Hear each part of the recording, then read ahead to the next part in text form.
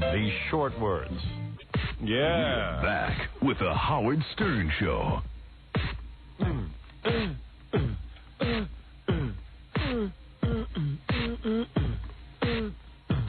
2, 3, 4. I could write a song like that. Unfortunately, it's already been done. Yeah. I had an idea to write a song like that, except I was lazy about it. Just so lazy. So what I do this weekend, Friday and Saturday, I was Mr. Screenwriter and sat in my basement and typed. I submitted over 50 pages for the screenplay, and then on Sunday, one was accepted. So I feel one page. Yeah, one page. I feel very. Oh. I feel very accomplished. And one whole page. Yeah, one page. One page was acceptable, no. But it's a damn good scene.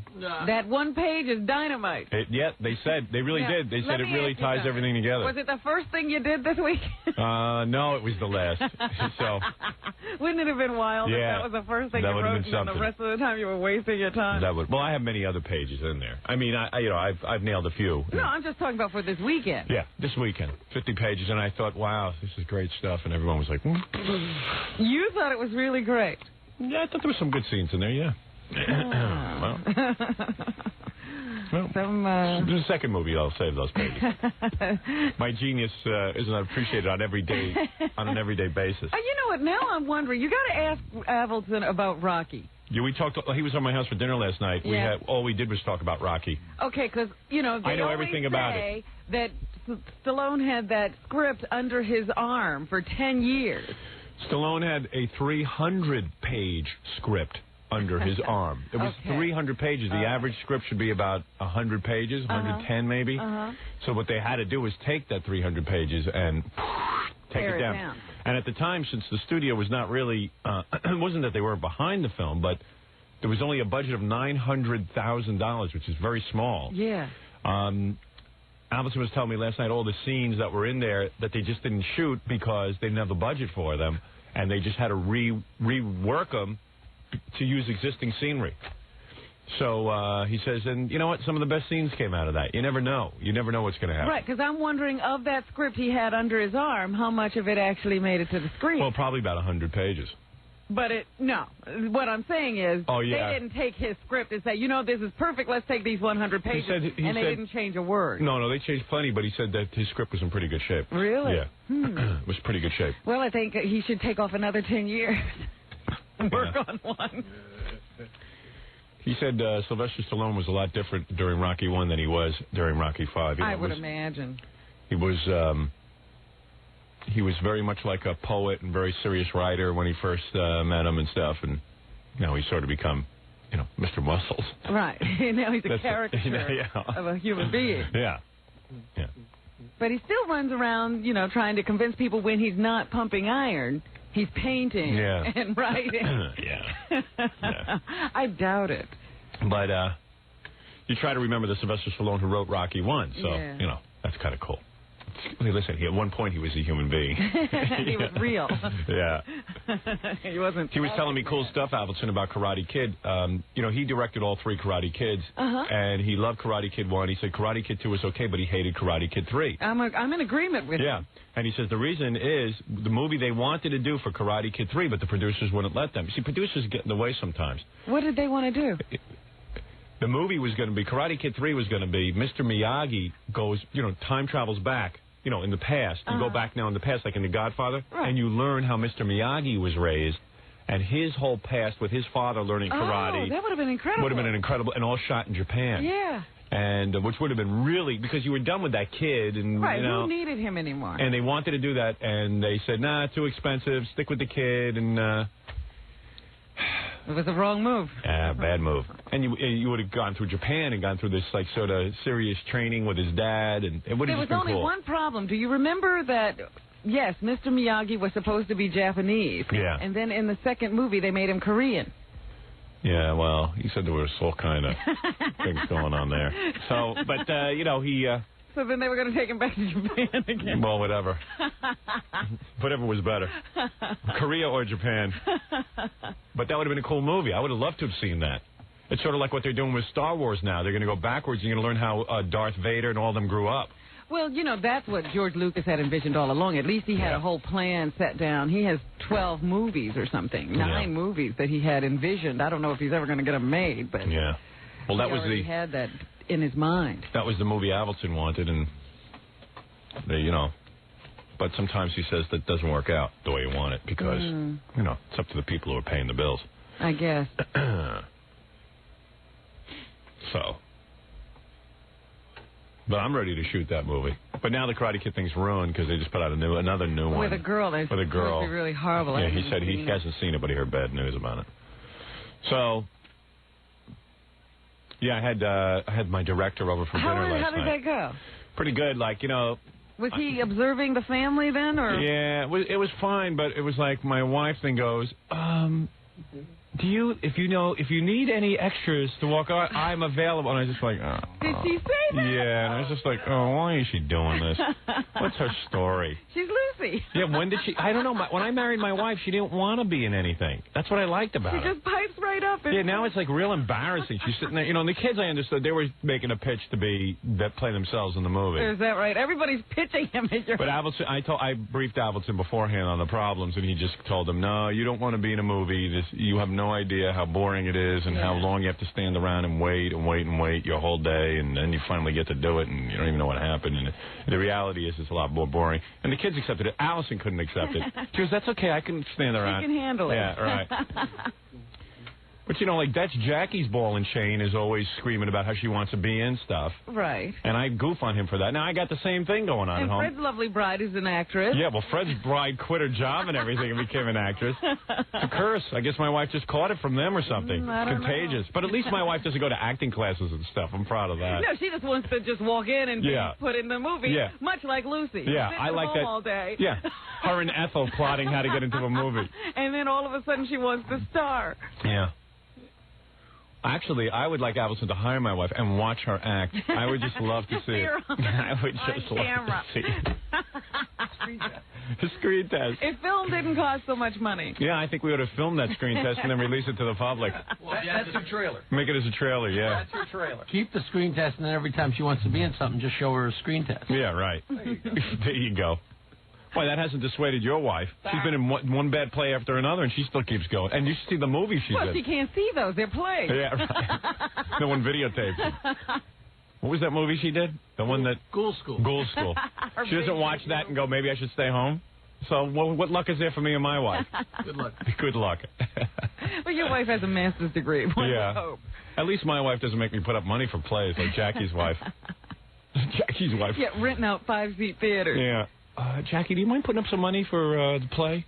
It's my money, too, you know. Okay. We're performing in a field, and Jackie, we need you to put up the money. Money bag. And Jackie's got to do it. See my wife at the planter's field. Yeah. Oh, yeah? She getting paid for that? No. Well, I'll be paying her. Yeah. Oh, it's a production. It's a production, all right. Hey, let me take a few phone calls while we're talking about Jackie's wife. Anyway, so he came over for dinner. We did that. We had been working all day Sunday, so we just came over. We worked up until 5 o'clock and went over to my house for dinner. Oh, so you were in town? No, I was out on Long Island. Oh, but you were out at the house. Yeah. We started at 10 and went through till 5. And it's really fatiguing. It's just like, I just want to go shoot this stupid thing already. But you have nothing to shoot. You have one page. No, we got about 40. Who chooses? What? Is it the director that chooses which? So now, does he like sit there and like toss the page? No, not at all. In fact, he's not that brutal. He's real good about it. I even have to tell him, John, let's stop wasting time. Good or bad, just take. I said, I have no ego. Trying to tell you nicely? Well, yeah. But first, I said, I have no. You got because he doesn't know my sensibility. Yeah. I go, I have no ego. You got to understand something. I could care less. I just like going through the exercise, and if I hit on one gem, then it's worth it. It's okay. I don't mind going through the process. And I really don't get insulted. I think it's cool. I need a guy with a strong opinion. Sure, why not? I mean, you don't want to have this mess at the end of this whole process, and everybody says, well, we let you do what you wanted to do. And we had a real problem on Saturday because we had about 5 cool scenes that had to go. There's one scene that I wrote that John says is really one of the funniest things he ever read. There's just no room for it. And it just doesn't make it. he told the other guy that behind my back. It just doesn't make it. And then there's some scenes that we all kind of had our hand in that just don't fit the story, doesn't move the story along. Yeah, I was just wondering how the process goes when you three are together. What happens? For the most part, everyone just sort of says, well, here's how it's got to go down, and we start discussing, and then we discuss specific scenes and what has to happen in the plot. But you go home and write all by yourself? Yeah, I do, yeah. Sometimes I'm more successful at it than others. Well, I just remember back to several weeks ago where you told me you had this thing knocked. You know exactly how to do it. Yeah, well, evidently I didn't. But it's a no-nonsense session. I mean, no one sits there, and we don't sit there and, joke and laugh about, we just get down to business. There's no, looking through girly magazines or any of your usual working processes? No, none of that. You know what I wondered about? Did you have time to think about Pamela Anderson this weekend? Everyone was still talking about her Monday morning. I forgot completely about her. I'll be honest with you. I just didn't even think about her. But I know that people were in a huff. We had the girl on from Baywatch on Friday. Yeah. And people were out of their minds. Why? I don't know. Evidently, it tapped into some sexual thing with guys because everyone was going nuts over her and saying it was really a turn on, and I don't know. I was getting all these. I don't know, but whatever I did, I got to repeat that. She was way friendlier, I think, than anybody ever would have imagined. She was almost accessible, Yeah, I don't know what it was, but evidently every guy went nuts to the point that Lance over at the Coliseum was trying to book her for an appearance at the Coliseum. Then asked if just so 20,000 people could stare at her. Walk in and do what? Well, Lance from the Coliseum called. Who do you call? Gary? And he goes, this Pamela Anderson, I don't know. I heard her on the air this morning. Does she do personal appearances? And Gary goes, well, what kind of appearances? I don't know. I don't know. We'll just book her into the Coliseum. It was better than that. Right. He called, and I called him back. Well, what was he saying? Howard must have sold 50,000 copies of Playboy today. Yeah, he was out of his mind. But, when you call Lance, it's hard to get him on the phone. Yeah. And his assistant always says, no matter how important it is, that he's in a meeting. And he usually gets back to me. She goes, he's in a meeting, but he wanted to speak to you. So I said, gee, this must be important. Yeah. He comes out of his meeting, he goes, oh, my God, Pamela Anderson, what was going on? Howard must have sold 50,000 magazines. Does she do personal appearances? I'm like, where, in your office? That breaks up a meeting. He has to come to the phone to say that? Guys were in what I would call a sexual panic on Friday. Even my wife was listening to the show, and she had to go find Playboy magazine to go take a look. Yeah, really? Everyone, yeah. Yep. Well, Pamela Anderson's going to air on the E! Network. It's a 3-night special. Oh, dear. Well, hey, it's a winner. Is this a Pamela Anderson miniseries? Yes, this would be the first miniseries. You couldn't squeeze a whole week out of it? This would be the first miniseries to ever air on the E! channel. And that'll air, I believe, they're calling it the PA Trilogy. And I was going to say, it's our Lonesome Dove. It is. It's our Wyatt Earp. Well, you know who's hanging out with her Friday night? Yeah, Vince, whatever his name Gorilla. Is. Oh, Gorilla, yeah, I know all about that. That's a boring story. I didn't bring it up. Vince Gorilla. Vince Gorilla. The Pamela Anderson Trilogy will air on the E! Network Tuesday, Wednesday, and Thursday. Well, it's funny because I got the same, women were saying, is she really, all right, in person. Is she really that Tune pretty? in Tuesday, Wednesday, and Thursday for the trilogy. And what was your answer, Robin? She is. She's perfect. People were even asking me. You're downplaying her. Oh, I'm sorry. People were even, I'd love to see her parents. They want to know what happened to create that. After we air the trilogy, we're going to go time travel back and see to see the parents and actual sex they had to create her. She's so pretty, she might have been genetically engineered. Yeah. She's just perfect. Every girl should look that way. And every man. Sculpted. Everyone should look like her. She really was a doll, and she was hounding me all weekend, but I could not get to her. She was banging at your door. You couldn't let her in. Yeah, she was really coming on to me. She's perfect, man. Save her for a weeknight. I'm trying to find a role for her in my movie. I just haven't written it yet. You couldn't figure out that scene. Huh? I'm going to figure it out. Could you make it like the receptionist at one of the radio stations? Well, I was yelling at John Avildsen over dinner. Well, not over dinner, actually, on the way to dinner. Because we were alone, I just said, I don't know. I'm not getting laid enough in this movie. I gotta, How much are you getting laid now? I don't know. It's turning into a real movie, and I'm not seeing myself in bed. No sex. Yeah, there's no sex. I mean, it's like once in a while I get sex. You're always, you're fighting with your employers, you're doing this, you're doing that, but no sex. Well, I had a real big scene where I have sex with Allison on the wedding night. And, of course, it's not Allison playing Allison. It's some actress. You're excited now. And I'm giving it to her so good that she's tripping out and seeing colors. I mean, she's like wild. Was that actually the night it happened, your wedding night? No, but I'm cheating for the movies, okay? And things are rearranged. You know, I like things to be very factual. Well, this is not. Will the screen become very psychedelic? Will That's right. You will actually experience what Allison is experiencing. Joshua likes world. Yeah, and I don't know. Allison's eyes. And the scene got cut out. And I was just like, whoa, you can't cut that. You can't cut that. Cut out. Yeah. What about the 5-second beep rule, where if 5 seconds went by without sex, the beep was going to go off and there was going to be sex in the movie? Yeah, I know. I'm trying to get that back in. Well, now it's a siren, but nobody's paying attention. Director's death. Right. That's funny. So no sex so far? No, there's sex, but it would be a better movie, I guess. But obviously. Wait a minute. Let me see. Is there really going all the way sex, or just girls? Well, in my contract with the studio is I demand actual penetration because that is the only way that I can act. I have to really do it. You can't fake it. No, I can't. I'm not an emotional guy. No method wait a acting minute. for you. Yeah, right. All the other stuff you're going to be able to do. You don't have to really do it. No, at one point I have to murder a guy. Is there any sex in the movie that doesn't involve you? Why No. would there be? No. He's going to tell a story about somebody else's sex life? Yeah, whose sex would I... I'm not sure. I taking a lot of liberties. I don't know. Maybe sure I a- understand what you're saying. You want to see Baba Booey have sex? Why, do you want a sex scene? No. Your mother Yeah, the vomit scene. creating you. My mother and father creating me? Oh, yeah, go back. That's the sequel. I don't know that we want to see that. Clark Kent. Yeah. Yeah, on the planet Krypton. Actually, Fred's parents are seen creating him on Mars. He arrives in a red, white, and blue blanket.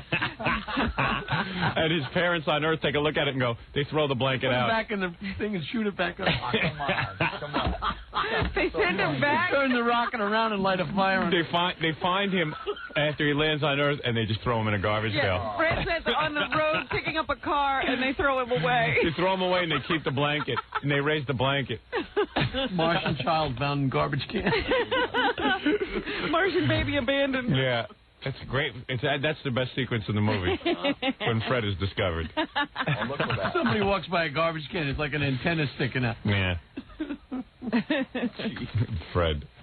And that reminds me of the time we wanted to go film Fred's apartment, and he wouldn't let us. So. Yeah. Guess that won't make the movie. Fred's not going to give you the rights. No, Fred won't. I've asked. Under no circumstances will we see Fred's apartment. Make it up. Make it up. You can't make that up. Sure you could. People want to see reality. Send them to Jackie's house. They have much more fun. All right, I got to take a break. Unfortunately, all the listeners have been to Jackie's. That's Yeah, they've seen that already. You got to give them something they haven't seen yet. You got me there. No, there's a lot of scenes where calling me to play, the young lover Howard when he first meets his wife and everything, and I will be doing some of my best acting. Some of my most important scenes. The things that you never got to see. Interesting. The things you never got to see, The Robin. lover Howard. Yeah, the young Howard. In love. In Howard in Love. And the deterioration of that romantic setting as I begin my climb to the top, leaving everyone in its path. You have to fight. Right. I have to fight to the top. All right, listen, let's take a break, and then I'll take some phone calls right after these words.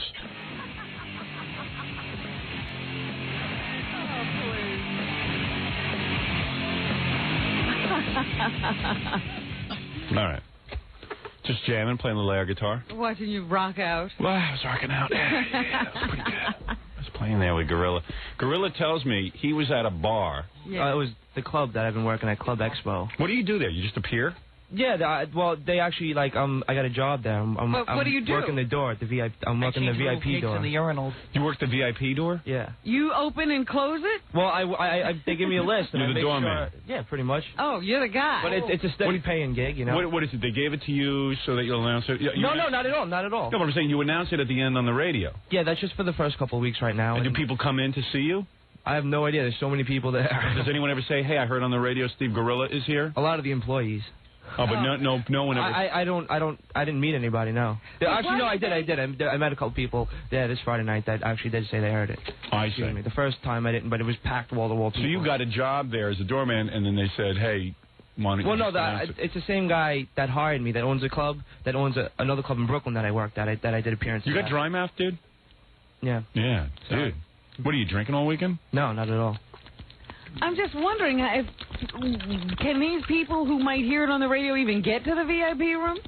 Yeah. It's hard to explain how the club is situated, but they could. Oh, okay.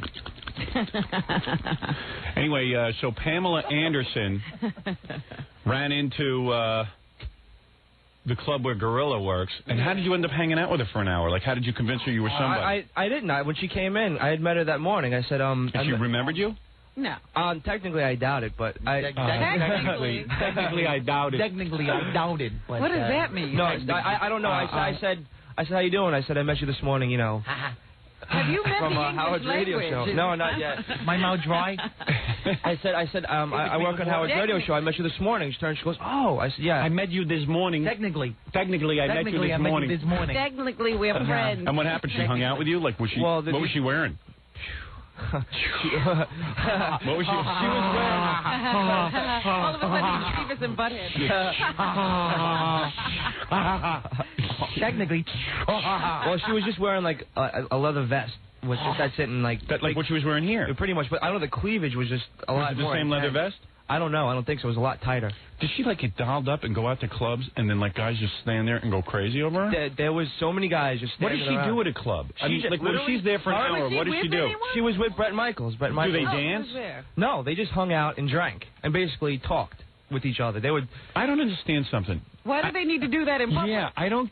I mean, maybe I'm missing it. I just said maybe they wanted to go out on a club scene. But like, if they don't talk to anybody, And they hang out in the VIP room. and the whole time people are just coming in and staring at them, You got me, man. why do they get off on that? I don't get off on that. So how was Brett? Brett was actually a really cool guy. Is he losing his hair? He had a bandana and a cowboy hat on. Yeah, he always Oh, has a boy. bandana on. Yeah. Yeah, that means it's gone. He had a bandana. That means it's way gone. He's got two things covering his head. Yeah, meanwhile he's sleeping with her. He's very smug about it too. Very smug. Yeah. Yeah. What did he say? I'm going to go home and have sex with her. Yeah, he goes, yeah, man, it's 3 o'clock. I'm kind of tired. I'm a little horny. I'm going to go back to the hotel room and have sex with her. See you later, man. Oh, man. Braggart. See ya. I was like, oh, man. Every Well, club. that's like if you had to have a full head of hair, you don't have to do that. You really think he did that? That's his head of hair. But, like, she's totally digging him, too. No, he's a good-looking guy. Yeah. Is he? I don't Yeah. know. I don't know him that well. I'm better looking. She was I'm so handsome. she was telling me how much she digs you. What did she say, man? She so was- what happened? Like, where did she tell you this? Well, so the owner said, why don't you bring them up to the VIP section? And they were talking. I said, so did you have fun this morning? She goes, oh, he's so wonderful. He's such a great guy. She goes, I don't understand why I did any other talk show. They're all so phony. And I come there and he's so real and he asks me good questions and he's just the best. And then Really? like Brett was like, yeah, Howard's the best, man. Like I don't know who loved you more, Brett or Pound. But that's cool that Brett is man enough to say in front of his woman, in front of his lady. He likes you. Yeah, I guess guys aren't that threatened by me. Yeah, he doesn't figure she's running off with you. Yeah, he's not sitting there going, hey, man, Axl Rose is the greatest guy in the world. Right. He's telling me about his car accident too. Oh, yeah, didn't he, like, kill someone or something? No, he wrapped the Ferrari around the pole, but he lost all his front teeth. Oh, he's not the guy who had No, someone... that was the Motley Crue guy. Oh, Motley Crue guy. Yeah, he was like... He lost all his front teeth? He said they're all fake and everything. Oh, yeah? Yeah. Does he take them out? Cool. No, I was hoping he would. He's no hair, no teeth. He's got Like a 100-year-old man. Yeah. So, like, all the bouncers are there, that were there, are all from Brooklyn. Yeah. So they're all like, as soon as they left, I can't believe that he's with her. Yeah, right. I will squash him. I will kill him. Yeah. That is wrong. Yeah. That is so wrong. Yeah, they're all talking about how they should be with her. But, they use the F word and every Yeah, other right, word. right. I can't believe. Mother effer. Right. Mother effer. Yeah, right. All angry. Yeah, are you kidding? They were all fired up.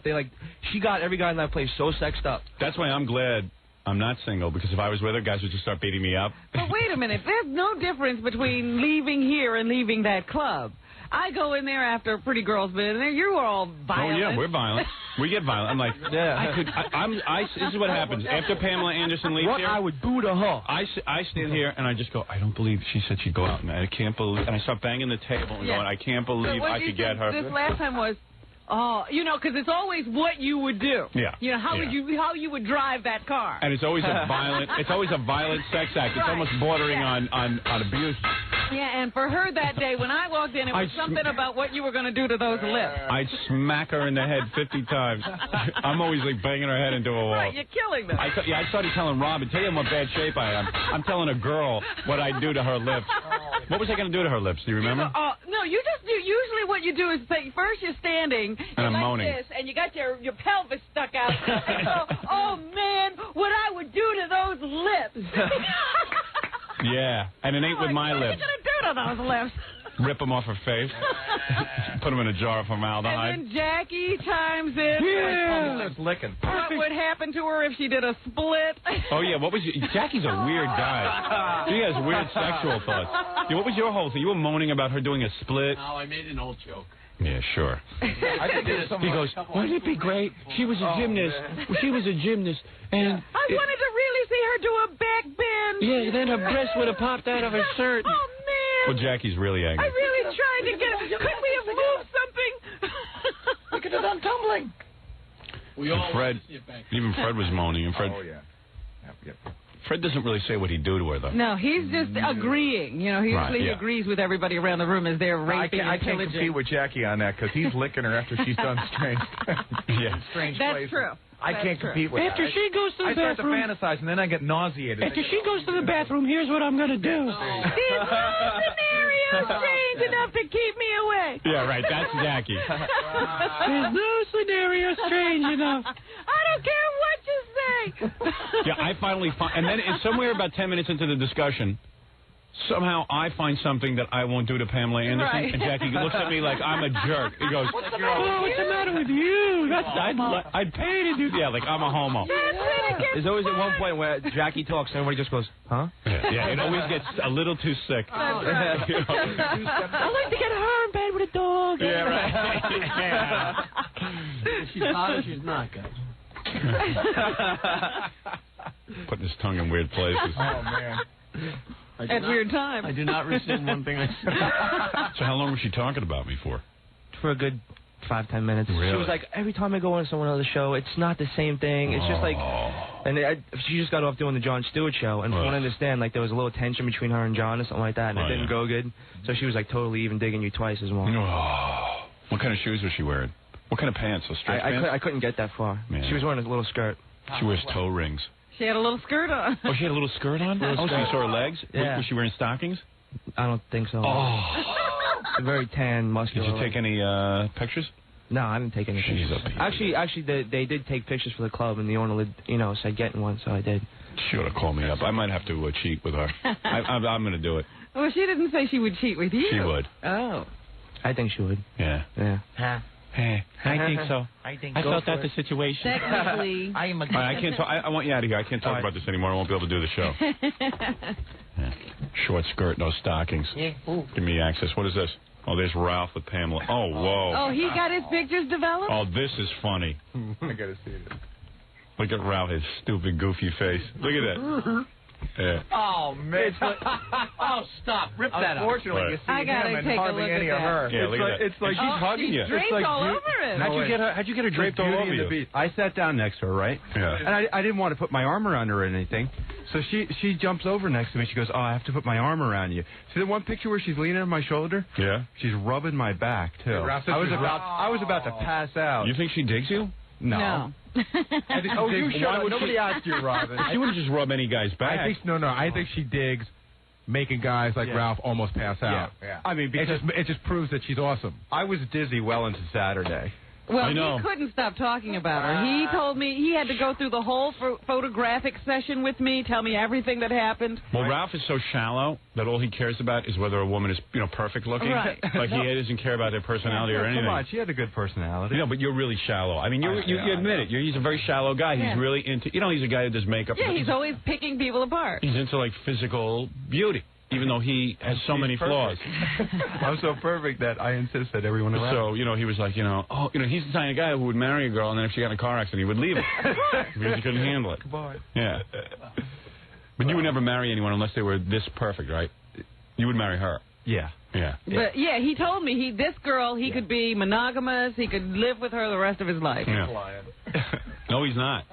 No, because she's gonna get old. Would he get his teeth? Not for a while. Yeah. No, she's gonna look good for a while. You think Although I was so? reading in the paper today that Fawn Hall Yeah, has lost all her looks. and is in rehab. Now, didn't she marry? Danny Sugarman. But it doesn't say here that she's married. It says she works at a West Palm Beach bookstore. Ew. They say that wasted Fawn Hall checks into drug rehab center. Fawn Hall was the woman, of course, who was shredding the papers for Oliver North, the secretary. Yeah. Now she's in rehab center trying to kick her habit. And they say her, let's see, Fawn's main problem was cocaine. Her drug problem was made worse by the scandal when she was hounded by the press, the Senate, and everyone else in D.C. Yeah, apparently she was doing cocaine even then. Hall decided to enter the center's 4-month treatment program after marrying rock and roll writer Danny Sugarman, himself a former heroin addict, in 1993. Now, as part of her rehabilitation, Hall attends 3 Alcoholics Anonymous meetings per week in addition to daily group therapy. Man, what a... That's a mess.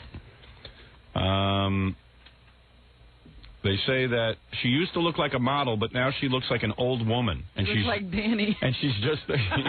Maybe they were looking at Danny. So I guess she's married still to Danny. I guess so, yeah. But they say Hall had been working at a West Palm Beach bookstore. I guess they live in West Palm Beach now. Well, you don't think that Danny has that much money. I always thought he had some bread, but I guess he would get paid that much opening up Jim Morrison's mail. Oh, there it is. I was actually quite jealous that he got Fawn Hall, but now I feel good. He inherited a bunch of problems there.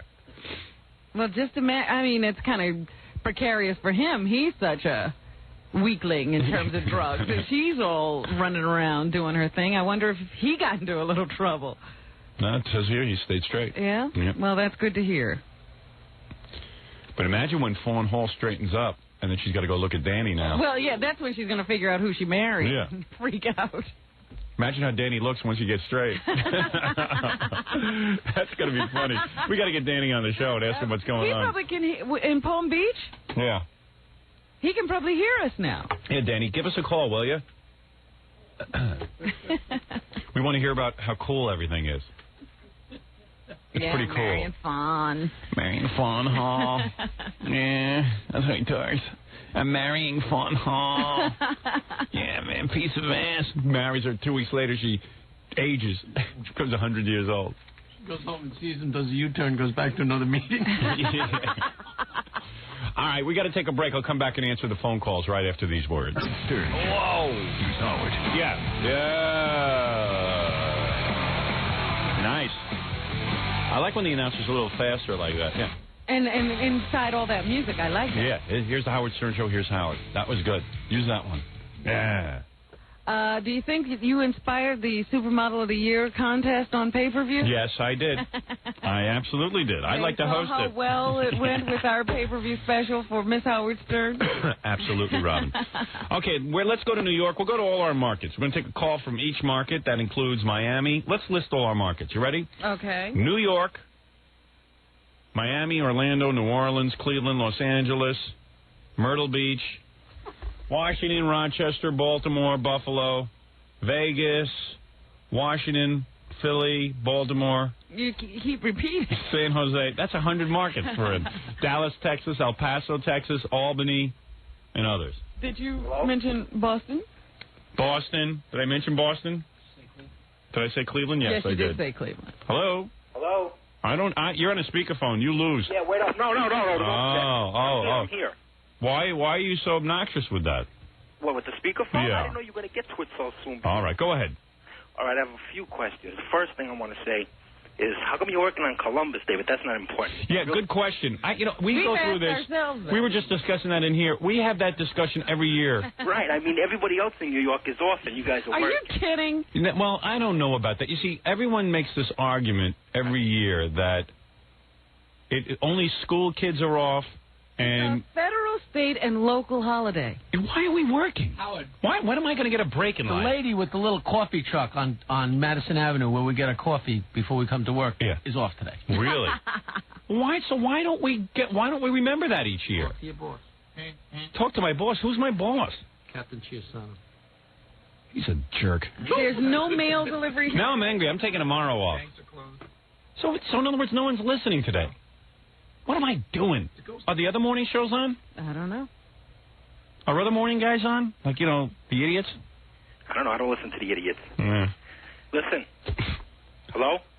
I'm here. I'm just thinking about... Let me think about Columbus Day for a second. Every year we get into this, we decide that we have... For some reason, it's like whatever we do the previous year has to be... The same thing we do every year. Yeah, well, that's why I'm leaving radio in 11 months. If you do something one year, it's a tradition. Like I've told Chiasano, I don't want to meet with clients anymore. I just don't want to. I don't want to meet with the advertisers anymore. It's absurd.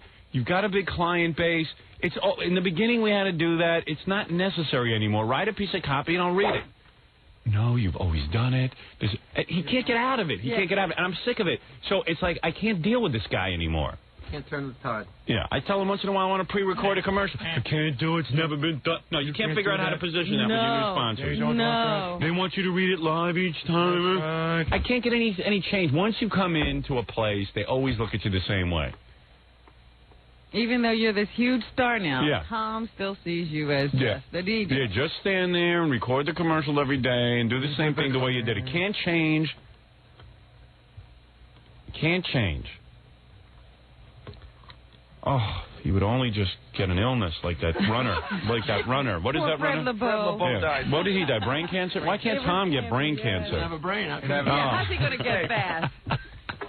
You think because he has to have some brain? You can't breathe without a brain. He has that lower part, just that little the part stem. that keeps you breathing. The stem? Cavity cancer. Yeah, cavity cancer. Yeah, why can't he get cancer of the teeth? A cancer in that hole in his head. Yeah. Cancer of the something. No, he shouldn't come in here. I'm talking. I don't. Just because I'm talking about a guy doesn't mean he should come in. Got a stomach. Stomach cancer would kill you. Cancer of the forehead. Yeah. Skin cancer from that dopey golf. His sun all the time. All that sun tanning. Callus cancer. Ugh. He's so thick. Everyone's thick. Thank you. We got one more Columbus Day before you're done here. Well, next Columbus, write down, Jackie. You see, no one has a schedule. Write down. Are we here? I have Next- lobbied for this for years. I don't know. It just seems like they're like, well, you never took it off before, so therefore you can't take it off now. But we're supposed to get holidays off. What about the salespeople and all them? Are they in today? Probably, yeah. They make them come in. But I don't care about them. Yeah, who cares if they're listening? How come? Do you have to go to work today, sir? No, I don't have to work. What do you I get off do? Jewish holidays. I get off regular holidays. What do you do? As a matter of fact, I work for an entertainment law firm. See, that's unbelievable. Yeah. We take off all the times that the entertainment lawyers take off. Well. Yeah, we ought to find out when the entertainment lawyers get off, and we that's should when do we're that. off. Because we're in the entertainment business, whether you know it or not. Yeah, I know it. No, I mean Robin. No. That's what we should have off, entertainment holidays. Yeah, I don't think I should be here. I mean, anytime they're having a parade, we shouldn't be here. Although lately my life's been so hectic, and You everyone, wanna be. I find this is the one place I can relax. Like this show. Once I'm in the chair and grooving. Nobody bothers you. Yeah. There's no phone calls right at this time. Yeah, and my wife going, I want to be in the movie. She doesn't bother you about that a lot. Oh. Hey, Howard, can I ask you something about that? Yeah, sure. Real quick. You know what? It really pisses me off that, like, every time, like, I pick up the Daily News or I put on the news or something like that, you've been getting bad publicity lately. I get bad publicity all the time. In fact, they did this whole thing with the kids. Yeah, that's what I'm talking about. What happened? That you didn't get that they didn't get as many people. Yeah, well, you know what it was? that showed up. I've been so busy with writing the film that I don't think I conveyed to the audience the reality that I think it looked like a big publicity stunt. Right. The reality was, on Saturday, they're really looking for some kids, 3 different age groups, to play Little Howard. Mm-hmm. I think people thought it was a publicity stunt. Or some kind of a hoax. Yeah, and I didn't really get involved with it. So I think most people thought it was just like, hey, they want to get some hype going for the movie. And it wasn't promoted properly and all that kind of stuff because I wasn't involved in it. When I'm not involved in it, it don't fly. Everything fall apart. Yeah, well, that's what I try to tell this studio. They're busy writing promotions for me. They got to just mellow out. Well, the media's really fast, like to kick you down. Yeah, right. So what were they saying? That it was low turnout? Yeah, there was some kids who came by to audition. I guess some kids who were real serious about it. But the point is, they're really looking for kids. And quite frankly, we're looking for unknowns. We want a fresh, new group of kids to play Little Howard. Uh-huh. So, and in fact, the director was down there, John Allison, the professional casting person was down there, Avi, and it was a whole big deal. Well, how many people usually turn out for an audition like that? I don't know. If it's hyped properly, you could have thousands. Yes, but I'm just saying on average, how many of these openings or these casting calls are covered by the news? I don't know. So most of them aren't, is what I'm saying. So I got a call on Saturday saying, "Gee, there's not a lot of people down here." I said, "Listen, I didn't get behind it. I guess I should have explained to the audience that it's for real." Once, sort of offhandedly, that there was going to be one on Saturday. I don't even know where it is. But I haven't even paid attention to it.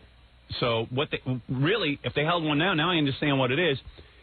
They're really legitimately looking So even if a kid is sort of a child actor or wants to get into this kind of thing, if they'd come by, they would have had an audition in front of a professional casting director and the director of the film. Yeah, I think everyone thought it was like one of these things like you see on TV, a publicity stunt. Right, where everybody comes to play Lucy. Yeah. So, and none of them are going to get the role. But really, they are looking for a little Howard.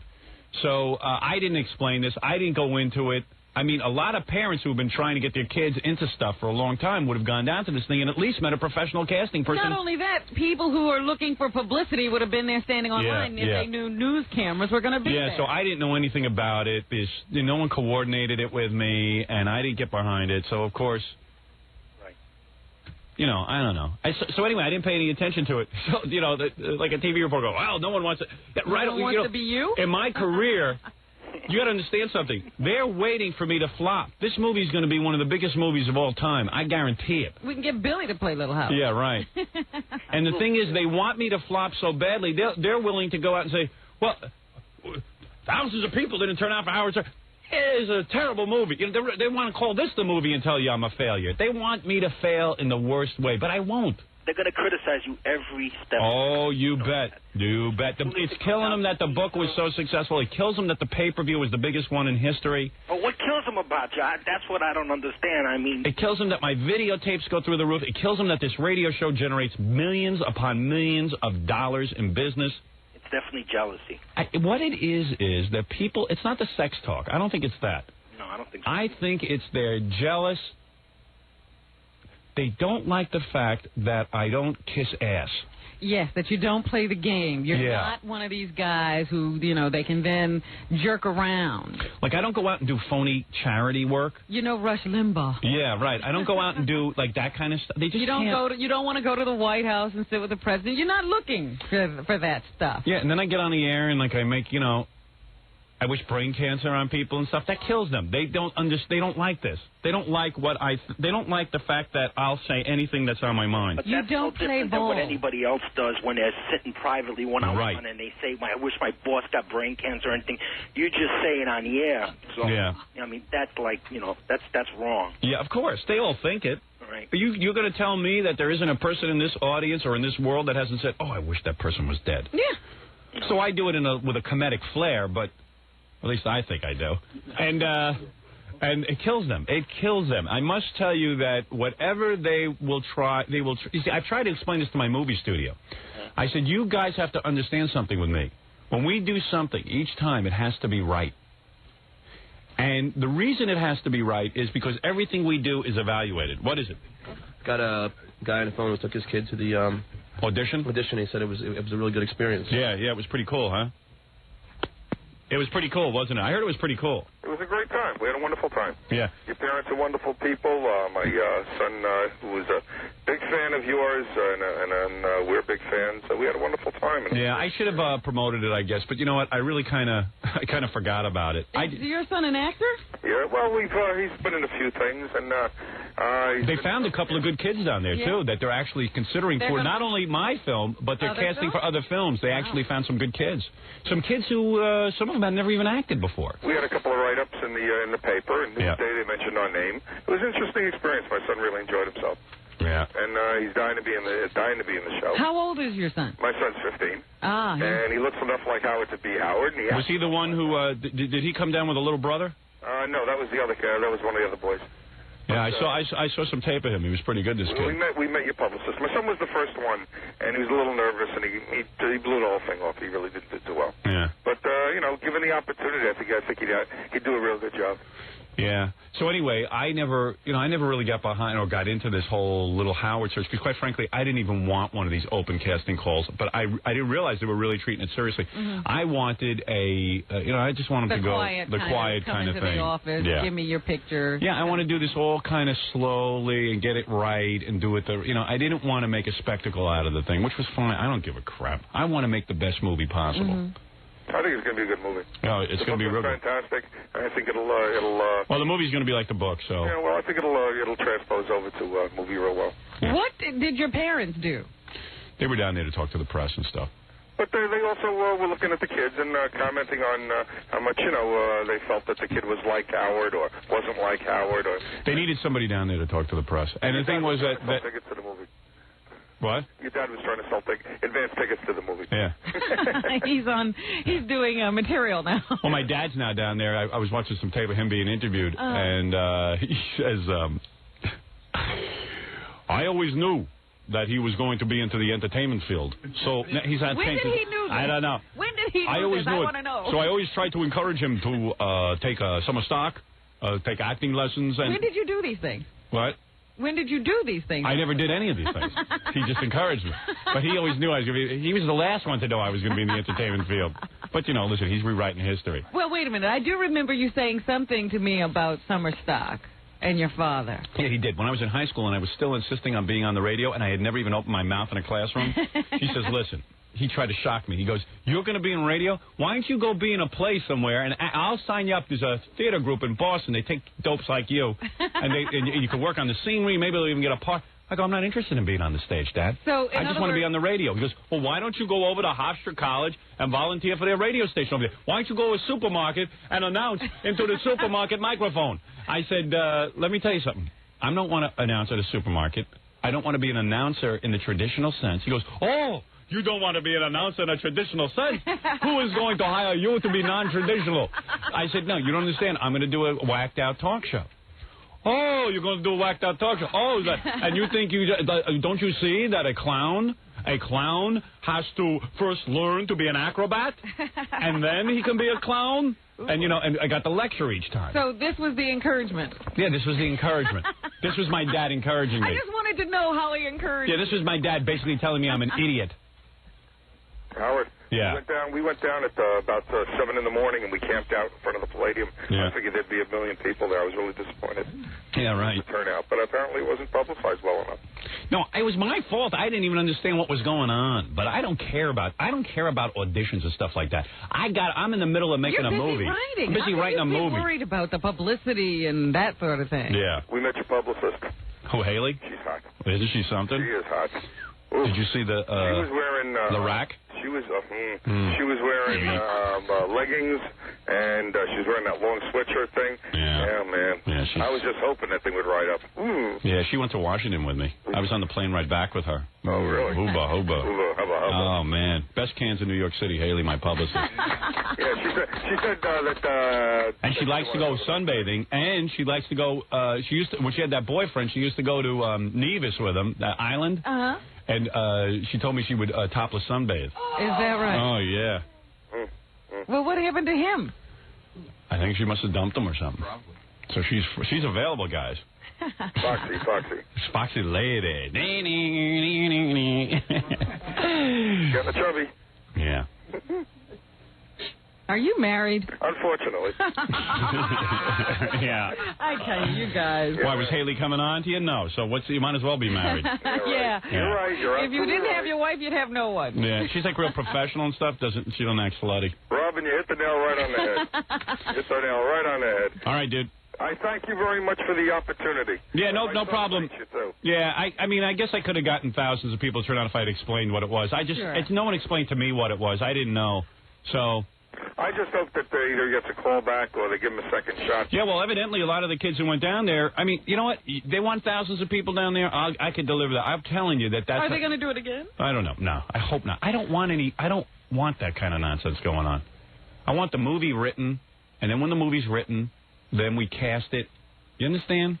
That's how I want it done. They got to cast now. Yes. I say you finish writing the movie, then you cast the movie. I think you got to go with an unknown. I think that's... Well, that was the point of the open casting call, but I didn't understand that. I thought it was a publicity thing. Well, who is known at that age? Oh, no, there's a lot of kids who have done, they have a resume of tons of things that they've done, and they're kind of like showbiz kids. They're Hollywood kids who act in a very Hollywoodish fashion. They're almost precocious, and, they're a little too smooth. Yeah, but that wouldn't be real. Who's that? Who's that? That's your son. He never hung up on me. The original guy. Oh, the original guy. Oh, right, yeah. How did he just pop through? All right, hey, guys, I got to go. I got to go anyway. I got to leave you. All right, later, dude. Later. Thanks a lot, Howard. Okay, man. Bye-bye. That was very funny for that strange voice to come in. that wouldn't be real. I want to be real. What? You never hung up on me. Yeah. Thought he'd just say something. He's just hanging there listening to this conversation. Yeah. Hello? Mo? Anyway, so that's there's like and then sometimes they pluck these kids out who are almost like kind of street, and they turn out to be even better than like Hollywood type Sure, kids. that was the that was my point. The deal with the kid and the client. Yeah. He wasn't an actor at all. He was a kid with a problem. Yeah. The director called me and said, "No, this is what we're really looking for real kids. We really want to cast this thing." I go, "Oh, I didn't understand that. I thought it was a publicity thing." I said, "I'm in the middle of writing a movie. I don't know what's going on. I'm on another corner somewhere. I'm in another planet. I'm not worried about who's playing what. Windows. Yeah, I'm not sitting and wondering. Everybody wants a circus around this thing. I want to get this script done. I have a different agenda." Seems that everybody has plenty of time but you. Yeah, everyone has time for a circus. I'm working my balls off. This is what I mean. Happen? But this is the story of my life. I never get to have the fun. Everyone around me gets to have the fun. I don't get to have fun. I'm a no-nonsense guy. I believe that in order to get a good product out there, you got to sit and work. Forget about nonsense. Parties. Yeah, parties. And I walk over to the movie place. They're making hats and T-shirts and big banners. I'm going, what is that all about? I don't want that. Put that into the budget. What is that? What are they making? Hats? I don't know what they're making. I don't know. I said, who has time for nonsense? Get in there. I'd rather hire me 12 different writers. Don't hire me. What are they, merchandise? Don't. I don't know what they're doing. Pretty soon they'll have the action figures. Yeah, action figures. I said, let's make a script first. Get everywhere. Yeah, you want to get excited. You know, nobody wants to be part of the boring process of writing the script. That's dull. They want to have that over in 2 days. Oh, here's a script. Now let's have fun. Oh, my God in heaven. It's wild making a movie. Then they come to me, right? Yeah. And they want to make a trailer. Not a trailer of the movie. We haven't shot any movie yet. There's no movie. They want to make a little trailer for the Christmas time, a little, not a 30-second thing you'll see in the theaters. So one of the big shots there came up with a really lame idea. And everyone's afraid to tell him it's lame, except me. What, is it one of the producers or something? No, I don't want to say who it is. I don't want to embarrass just meant it's a money man as opposed to... No. No, you're I not don't. I'm telling not say. But he came up with it. But they're all afraid of him, so they can't tell him it's bad. But they're all privately talking about how bad it is, but they don't have the nerve to say anything to him. Is it anybody I met? And he won't listen. And he won't listen to that.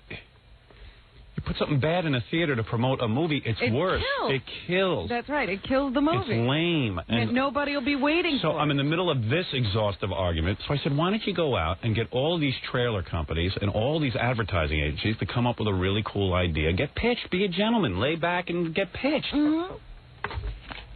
The guy don't want to get pitched. He's got his idea, and he's like glued to it, and he's getting real defensive about it. I know who this is. No, you don't. Okay. And don't even say who it is. I know. Even if you know, don't say it. And so defensive to the point, like, this is my idea. I want to do it. If you don't do it, and if you don't do it, you're ruining the picture. And I'm like, oh. Ooh. He hasn't seen your work process where you let people throw out some of your ideas? No, it's okay to throw out an idea, man. Don't take it personal. Has he ever come up with... No. Has he come up with another one? No, I'm trying to get him to work on another film. He won't do it. Everyone wants to be a part of my film. I can't get anybody to calm down. And I want everyone on... Actually... Well, I thought you had to shoot that by now or something. Yeah, we do. We have to shoot something, but I just wish there was a little more pitching going on and a little more discussion about it. I have a good idea, but no one will listen to my idea because... They've got this one. They got this one. And actually, they're all really good. Actually, all the people involved in the movie are really good guys in the sense that they're all behind the project. Mm-hmm. Everyone's real psyched about it. Everyone's just too anxious to start filming something without... You got to first finish your script and make sure... Yeah, you got to make sure everything's in place. Why do I know this? They realize... I'm more worried about their investment than they are. Aren't they worried about the bottom line? Because if they go into shooting without a definitive script, it's going to cost more money as you try to fix this thing in mid-production. Yeah, no. It's got to be right. I'm not even in the business. And you know that. Robin Quivers. It's just basic stuff. This seems pretty simple. Yeah. The hardest part is writing it. Once it's on the page, then the fun begins. That's what the actors always say. Yep. If it's on the page, you can it's get on it the on stage. The screen. That's right. No, if it's on the page, it's on the stage. Well, I don't know exactly what they say, Howard. I've never hung around them. Oh, there you go. But anyway, things are going well, and I got a very supportive studio. Now, do you think that this is just, what is he uh-ohing about? You can't even think around here with all the... I know, Fred has commentary. Uh-ohing. Uh-oh. He's been very challenging up until this point. Oh, be quiet. Just don't comment. Yeah, go ahead. All I know is I wanted to ask a simple question. Do you think that once you get actors hired, that there'll be a lot of problems because the actors will then say, well, I don't think my character would say this? Or do you think you'll get somebody of a caliber who would make those kind of suggestions? I think good actors make suggestions about the character and stuff that if you're open to it, it could be very useful. So there will be room for some ad-libbing. Yeah. Some, working with the characters. Yes. Is that an question, Fred? I don't know. Is it? There'll be room for some ad-libbing, but we want to also shoot it, You want to, shoot what we have on the page. You'll do the page, and then you'll say you'll see we'll what take it this again. other idea does for the scene. Yeah, unless we have to get the movie done in 3 days, which is what everyone wants. Are you guys done yet? Mellow out, man. You're gonna be like Ed Wood. I've got 20 scenes to shoot today. Right. See, but even like shooting a promo and stuff, there's decisions to be made. Should I be in it? Should I not be in it? It should be a unique, fresh idea. I always think it should be not an idea based on somebody else's success, but my own. I see. And there's just so you don't want to parody any other trailer? No, I don't want that. But no one wants to discuss it because they want to discuss the casting, but they don't want to discuss the trailer. Yeah, right. Strange. Yeah, but we're getting there. We're getting there. What does John say about this stuff? Can't he just nix the trailer? No. He. I don't know. I think someone got to him and got pressured to. And everyone's afraid to just voice their opinion and tell people that the thing sucks. Have you? Well, I have. But that's why now everyone thinks that everyone else poisoned my mind. I just don't think it's good. No one poisoned my mind. I'm a man who thinks for himself. I mean, you know that about me. Of course. Who would have poisoned your mind if nobody else is saying anything? I know. I don't know. It's just wacky. I got a little wacky situation there. I got to straighten out today. Sounds like fun. Yeah, I'm going to straighten it out. It's just everyone's getting a little hyper. I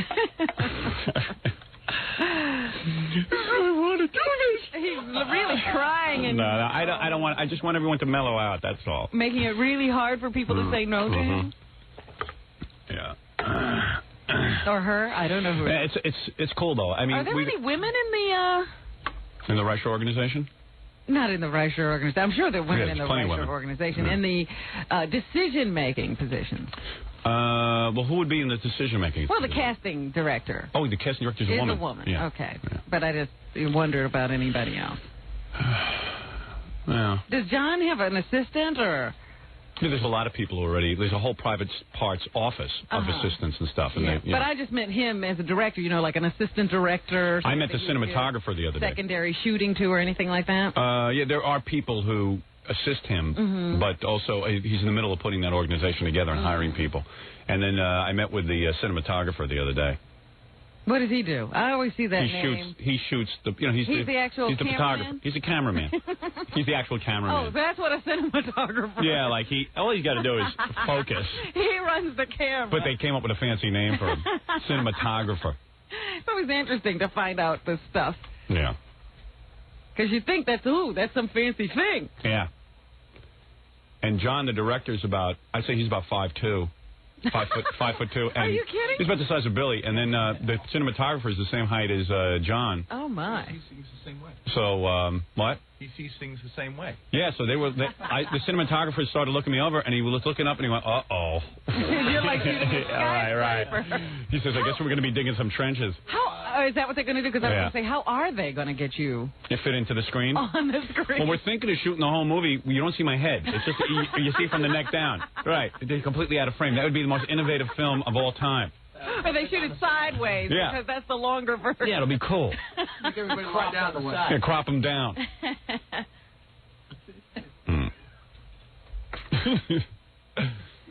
See, my whole concern with this film is I know that we're going to have a very big first weekend of fans and people who want to see it, and it's going to be quite phenomenal. You probably rival Batman opening or Star Wars opening. I mean, we did a pay-per-view event on New Year's Eve that was a $30 million night. That's one night.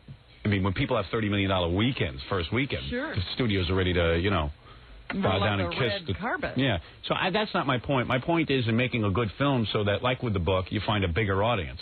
And not only that, you get repeat business because people are so into it that they go again and again and again, tell all their friends. You want that word of mouth action too. Yeah. That it really is great. Yeah. So, I want to please the fans and I want to please. You want to make a real movie. Yeah. You don't want to just make a fan film. Yeah. Well, now it's a real movie. I'm telling you. It's really getting there. But, man, it takes up a lot of time. Damn. Yeah, damn. Jesus. You know why now people have this as their basic life. Yeah. Spend a lot of time doing other things. Yeah. Got to be a way to write it. You know what you do? You hire 3,000 writers, and then each guy writes a half a page. So the credits are a little long. Yeah, so the credits are long. Who cares? Yeah. Yeah, like a chain, like a big room of monkeys just typing. Well, do you have a script doctor in the wings? Well, yeah, Dr. Jackie. Dr. Martling is here. No, right now it's just me, Peter, and John. Because sometimes that's what it takes, finding somebody to see all the stuff and then say, this is what, somebody who's not as close. Yeah, they're called rewrite guys. No, they're called script doctors. Oh. What is it? Your mom's on the phone. Yeah, hi, Ma. What is it? Howard. Yeah. I was in the shower, heard you berating your father. No. I wasn't berating him. Berating. No, my father, no. The only thing I said about Dad was, Dad's a Johnny-come-lately. What? Dad never saw me as being in the entertainment business. He's a recent fan. You always kept saying you wanted to be a DJ. Yeah, but Dad was fighting Dad it. was trying to help you. Yeah. And he figured, well, maybe you should take something connected with acting and speaking. I don't need acting and speaking. I knew I had it in me. I don't need, let me explain something to you. I did. Plenty of blood, sweat, and tears. Let me tell you something, darling. Let me tell you something. Let's talk truthfully. Well, let's talk. Well, wait a minute. I want to ask you a question. Was there some truth to the way Howard said your husband presented it to him? Oh, please. Of course she knows it's true. We've got it on tape. Truth to that. He used to sit me down and go, listen, you sound stupid. You're a big dope, and you don't go and you don't take... you say you want to be... What it was is my father would go, you say you want to be on the radio. I don't see you talking. I don't see you giving... I don't see you up on a stage. I go, Dad, I don't want to be on a stage. I don't want to be on a stage. I want to be in front of a microphone talking. I don't see you on a stage. I don't see you take a drama class. So I go and I take a drama class, right? Because my old man forces me to take one. I don't want to be in any drama class. They tell me to get up and sing Row, Row, Row Your Boat in the class. Listen to this. The guy said, Mr. Waxman in Rockville Center goes... I sit in the class. I was shy. I was medicated. I needed to relax. Medicated or from what? I was on medication. He had Vicks Vapor up on I was self-medicated. Any medication. Okay. So anyway, story. Ma, wake I don't up. even know what he's talking All right. Okay. There was no medication, and then I had to be sedated just to get into that high school. I hated high school. I hated that high school. I hated that high school with a passion. He's not saying you went to a doctor, Ray. Yeah, I didn't go to any doctor. I went to a doctor I found on the street. Dr. Feelgood. Dr. Feelgood. You made a beautiful Dr. Leary. scenario that isn't true. I went to Dr. Leary. Dr. Leary. All right. Anyway, so anyway, my old man goes, you should take. They got a drama class in that Rockville Center. You go there. Your father speaks with that accent. Yes. You haven't heard him? Don't you know it? No. Well, listen to him. So anyway. The King of Siam. Yeah, the King of Siam. He's your friend. And what it is, my father has a real thick New York accent, and he tries to enunciate. And when he tries to enunciate, he talks like this. Well, for that matter, Papa modulation. Papa modulation. You come from New York. That's right. So you have the New York accent, too? So I know that. I'm not fighting it. All right. So okay, so anyway. Let's be fair about this. It's not an argument. This I is don't hear you imitating yourself that way. What? Of course, that's how I talk. I talk like this. You have a New York accent. Oh, who is that? It's not me. Yes, who? So. This is the respect I get, right? Oh, stop it. Have a little It's a fun. comedy Stop show. it. Come on. It's a comedy show, man. No one's tuning in to hear you get respect. All right, so anyway, so my father goes, You don't do anything. I don't even see you talking to a Kmart microphone. You don't even talk in a supermarket. I don't even see you around the house that you talk. You don't talk. You don't go to the radio station. Join a radio station or radio club. Let me see you talking to a radio or take a music lesson or take something, a voice lesson. You don't take it. I'm willing to provide these things. Right. So I said, Dad, I have no interest in that. When the time is right, I will know when to do it. The time. When is a better time to do it? Stage? Who got all your musical instruments? Who ran with you to get that license? Yes, that's true. Yeah, that's true. You know what he went into to raise you? You're raising 3 daughters. You see. Hey, let me tell you something. Nothing goes into it. I hardly raise the girls. My wife does it. Put Allison on the phone. You'll hear what goes on. Oh, Allison works hard at it. I don't. Wow. But you're not saying that anything he said is not true. Ma, it's all true. Listen. Why do you think it's an attack? So then I listen to my father. I go, okay, Dad. Now, meanwhile, all the kids in Rockville Center thought I was a geek. All the cool kids are in this drama class because it's an easy grade. All you got to do is do stupid stuff. Kids in Rockville Center. Oh, Ma, let me tell the story. Why did they think you were a geek? I don't even think they knew you were alive. They didn't know I was alive, so that's called a geek, Mom. That's a geek? Get with it. I was a geek in high school. I was king of the geeks. Was a geek. I don't know. All right. So anyway, please. They weren't going to write that on his report card. I had to smoke so much pot to get through the day and take ludes because I was the geek. You know what it is to be the geek? Can you imagine somebody putting that in the context that your son is a geek? Yeah. His son is a geek. I'm so deluded, my mother doesn't even realize that I'm 12 inches taller than the rest of the planet. Well, listen, and I'm walking through the halls, and my mother dresses when me. It comes to your father. No. So then my father goes, "What was defending? You haven't argued with one thing I've said." I have to tell you. Did my father say the following words? You should join a drama class. So I joined this drama class. Listen to this. My mother knows this. They stick me in there, there's all these cool girls and stuff in there, and then this guy Waxman. Yeah, the teacher. The teacher. I saw him in some play. Now, who's he qualified to teach me how to act? He goes, Howard, get up and sing in front of the class, row, row, row your boat. Well, why don't you just have me take my penis out and show them everything? That's so horrible, sing, row, row. So I get up like this, and stand up. I'm too tall for the world. Howard, you're a big complainer. And I go like this. What? And he goes, I can't hear, project. And I'm like, row, row, row your boat gently down the stream. And the kids are looking at this big, ugly, tiny Tim-looking bastard singing row, row, row your boat. Oh, man. And the guy says to me, you should play a flagpole. No, he didn't say that, but he might as well have said it. And he goes, all right, sit down. I knew I'd messed up. Oh, dear. For God's sakes. Because I wasn't ready to come out of my shell yet, Robin. I was molting. I was molting. First of all, you were never shy. If we had company in the house, Ma, in the house. There's a difference between the house and school. So get out of the house and take a look at me. Get out of the house. You saw in the carpool when you drove the carpool in high school. Yeah. Didn't you see that the other boys weren't talking to me? They weren't talking to anybody. They didn't even say good morning to me. So there you go. So they didn't like you, and they didn't like me. Too. You were a geek also. No, I said good morning to them, and you said to me, don't bother saying good morning to them. And so they didn't like you. You know, it must be wonderful to be this. When people don't say good morning to you, Ma, they don't like you. Oh, what do you think? They were mute? They were mute. You should have seen these kids. Zonked out. But how they were trying to be cool. They were trying to be cool, actually. They were trying to be cool? Yeah. That's the way to be cool. Yeah, well, hey, I thought it was weird. It worked for them. Yeah. What did I tell you?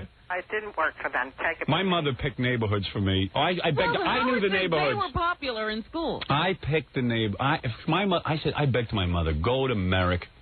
go to one of where these. You would have been this is where I would have flourished. Now we're going. Newark is different than Rockville Centre? Of course, Ma. Wake up. There's a difference. On. Don't you know the difference, Ma? No, I don't know. Oh, you don't. She still don't get it. No. She don't get it. We're not moving to Merrick. But I think it's wonderful. We're staying in Rockville Centre, and that's all there is to That's it. you. You're hearing the voice in my head. My earphones are. You're hearing the consciousness of my head. The conscience. The voice has gotten so loud. Here, we're going to live in Rockville Centre. We're not living in Merrick. That's all there is.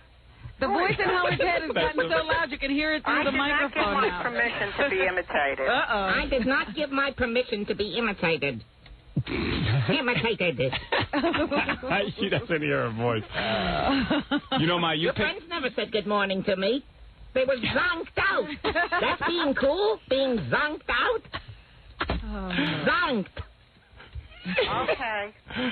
Ma, you picked you picked neighborhoods like Sharon Stone picked scripts. Believe me, I didn't do bad. Listen, let me tell you something. I love you, Mommy. That's all that counts. Yeah. You're an eccentric. You're an eccentric. I think that it's wonderful that she can, she doesn't see the world the way it is. No, she She doesn't. has this rosy view. Oh, yes. Everything's fine. Yep. Nothing's Who is this, wrong. Robin? You're talking about my personality? Oh, well, it just seems that way. Listening to you talk about Howard's life. Discourse on me. What? What qualifies you to give this discourse? Just listening to you when you talk to him. Robin's a good judge of character. Robin doesn't even know me. Now I don't know you. See how You know me to say hello? How are you? That's I know you more than you think. Robin told. know more than they think. Oh, Everyone knows you more than you. knows me. This is wonderful. And everybody's analyzing me. Everybody's analyzing you. You're not too tall, Howard. You're very popular. All right, Howard. No, Ma, you don't. I picked for you to make me funny looking. You used to dress me. You know what's funny about you? What? Then you used to dress me.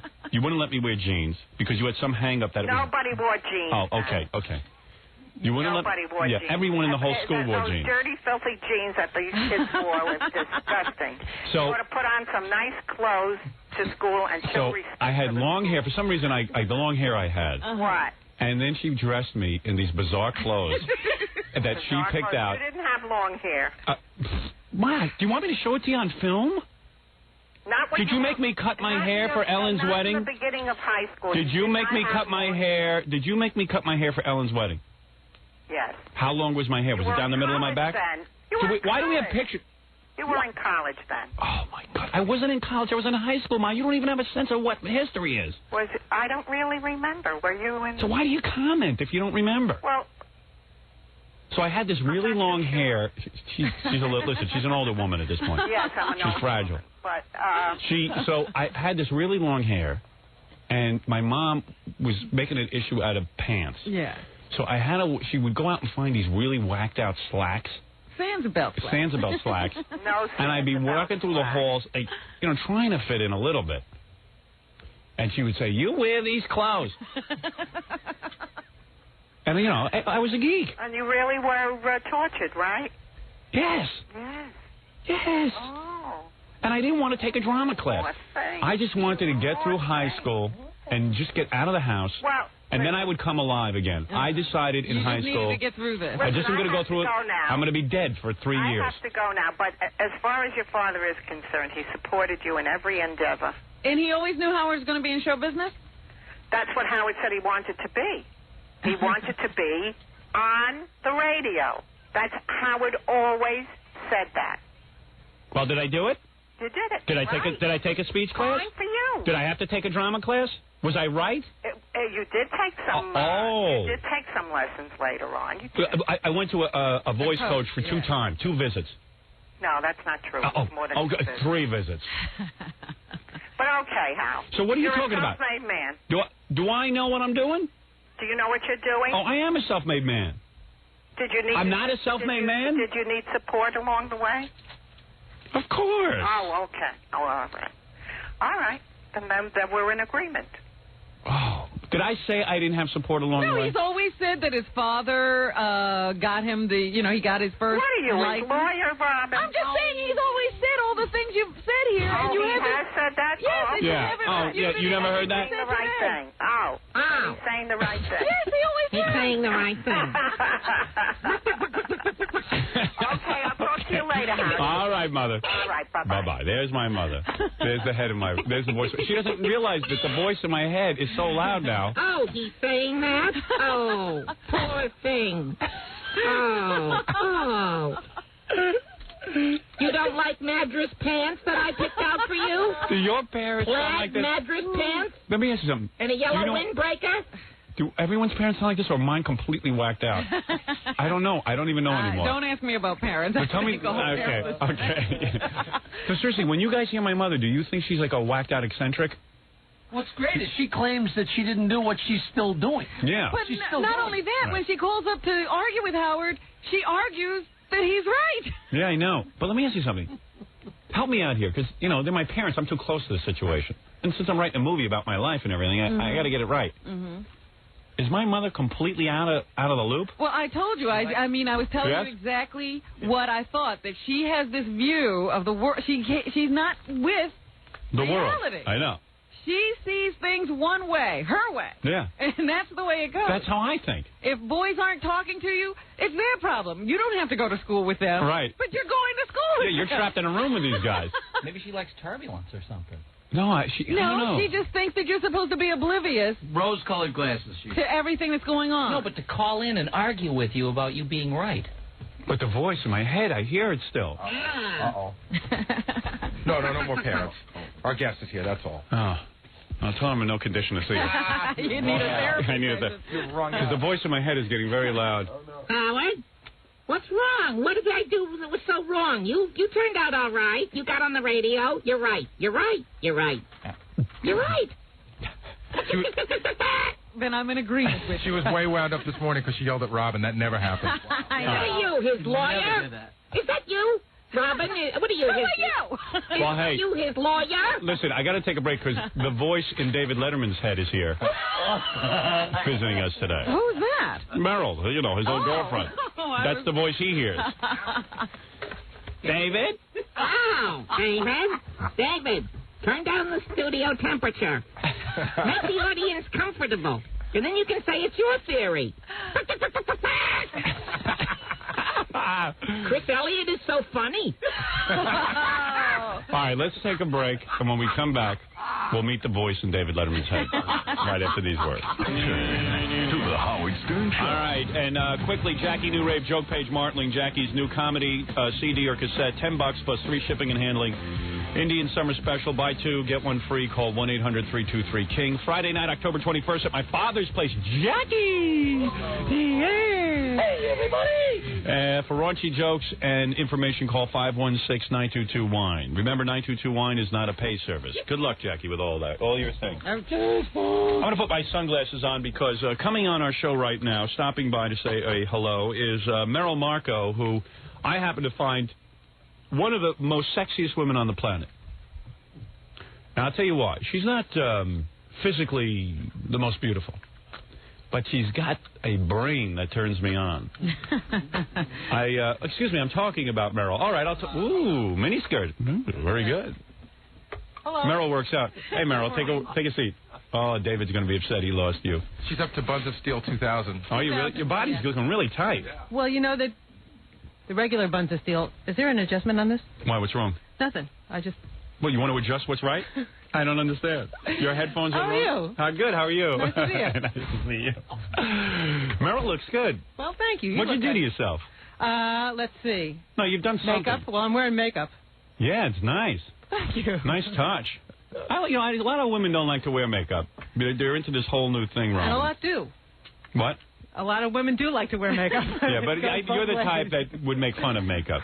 You would see the irony in wearing makeup or something. I do see the irony in wearing makeup. And yet I go ahead, I plunge ahead, and I wear it anyway. Yeah, because you happen to look good. Thank you. And also you're a little tan, and you've your body you've been working on. I've been working out knowing that I'm about to go on talk shows. She's about to do the Letterman show tonight, which is going to be the weirdest thing. Yeah, he finally broke down. He's letting her on. Ooh. Merrill, by the way, is a writer. Very good writer. She wrote a VCR alert. Yeah, this one I'll be taping tonight. Meryl's a real good writer. She wrote a book, How to Be Happy Like Me, and it's really good. It's got a really. I was talking about it on the air the other day. I heard you, and I'm so flattered and thrilled that you liked it. About your jousting, those medieval Renaissance fairs that you wrote about. It's really funny. It comes up often. You have mentioned the book several times. Yeah, because I always talk. I'm obsessed with medieval Renaissance fairs. I don't get it. I don't know what's going on there. Actually, that restaurant Medieval Times, where the year is 1093, and you are the guests of the royal castle. I didn't even know it was a restaurant. That's really a restaurant? It's a whole chain of restaurants. Oh, my. It's not just one. Yeah, and it's real funny. And, like, the guys who have to dress in the tights and talk like real Renaissance people. Well, they do that generic Shakespearean thing that sounds like I don't know what. It's the same voice that they use when they do trance channeling. Have you ever heard of trance channeling? Yeah, right, sure. Yeah, that's always funny. It's that, like, generic, like, Irish Shakespearean thing. Yeah, well, who's that woman who does the trance? Ramtha. And she's always like, I am now going to contact Ramtha. And he was a barbarian 1,000,000 years ago. And, like, now I'm getting advice from a barbarian. Right. Okay, well, why would I want to do that? Assuming he used to go, when he was here. Assuming she's on the level, and she's telling me that she's on the level and she really is contacting this guy. Assuming, just because he's 1,000,000 years old, he was a barbarian. Why would I? What's he going to tell me? Eat raw pig. Yeah. What is that? Brings up a good point because you talk to Ramtha and he now has this erudite elocution. Yeah, but he's like, hello. Well, that's the thing about it. matey. So now you They're go. all sort of Irish. You go to one of those medieval Renaissance fairs, and now you got some kid who maybe graduated high school, if he's lucky, trying to imitate the vocal mannerisms of a Renaissance guy. Yeah. Well, they actually told me because when I was there, I knew I was going to write about it, so I was asking people questions, and the beverage wench actually told me that she thought the place. the beverage wench. Yeah, that's what they call her. Yes. Hi, I'm your beverage wench. Oh, get out of here! With her, a smacker is what you do. The beverage wench told me that it was like a high school. She was saying that the beverage wenches were like the cheerleaders, and the tech guys were the druggies. Right. And and then the knights were like the jocks. Right. Oh, boy. And then the management was like the principal. Right. It's weird.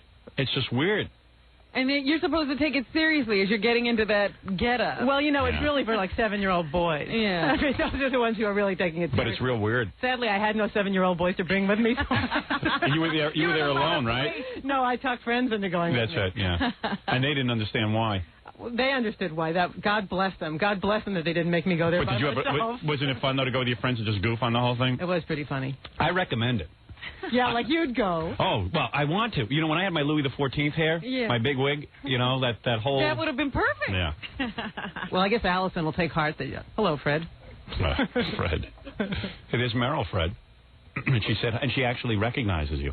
And she's treating you like you. I enjoyed the E-show. Thank you. I've always thought and congratulations on the movie. Thanks. Yeah, I'm real excited about it. Yeah, it's gonna be real cool. Actually, not falling through. They mostly fall through in movies. Well, it still could fall through, I'm sure. But it really seems to be. It seems to be a go. Yeah. We're really in full production. No, it doesn't fall through after production starts. I don't think.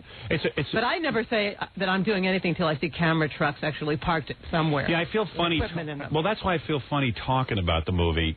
Because you're not. You didn't know that on the first movie. I actually heard you talking about the first movie, and I thought, I ought to tell him. Yeah. You shouldn't talk about it yet. Yeah, but I don't mind. I don't even mind if... Well, you have plenty of time. Yeah, right. I could always backpedal. So anyway, it's cool. Even it's just cool, and to me, the most important part is the script, and that's all I'm going to say about it. Until I get that done, I'm going to stop talking about it. How's that? Okay? I don't think you can. All right. Anyway, so Meryl wrote a new book. How to Be Happy Like Me. And it's got a whole bunch of other stuff, not just medieval Renaissance, her date with Fabio and all that other stuff. Yeah. Did you put that one in there? Yeah. Because I remember reading it in TV Guide. I didn't remember if you put it in the book.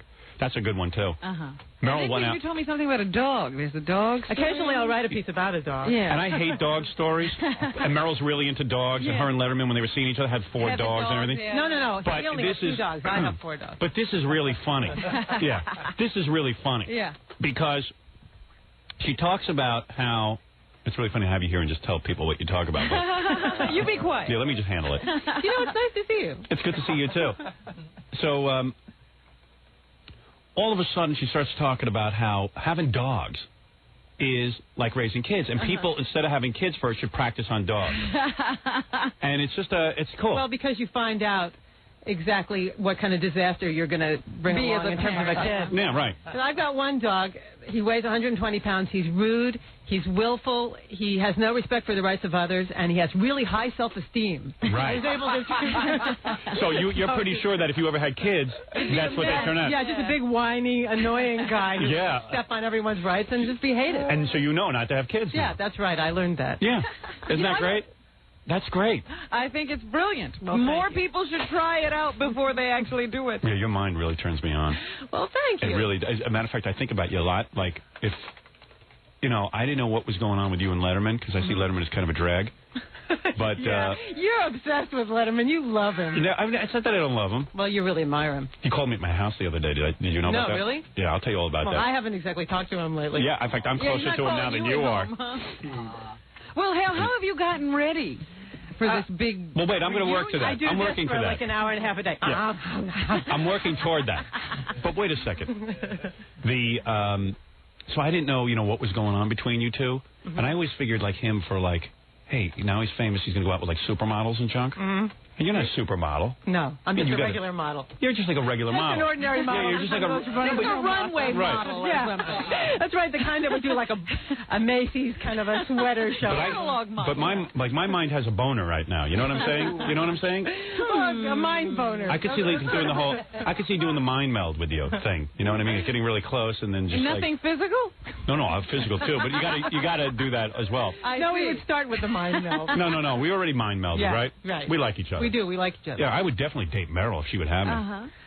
Plus, I think you got a real tight body. I'd enjoy that too. Well, give that a good workout. Buns of Steel 2000. No, I used to do just regular Buns of Steel, and I felt that I needed 1,999% more from my Buns of Steel workout, so I went for the 2000. But the one thing about sleeping with Meryl would be weird. She's so like funny and intelligent. Like you're thinking, man, is she thinking I'm goofy here? Am I doing the right thing? Am I doing the right thing, or is she writing her next? Yeah. Am I going to be a topic for the next book?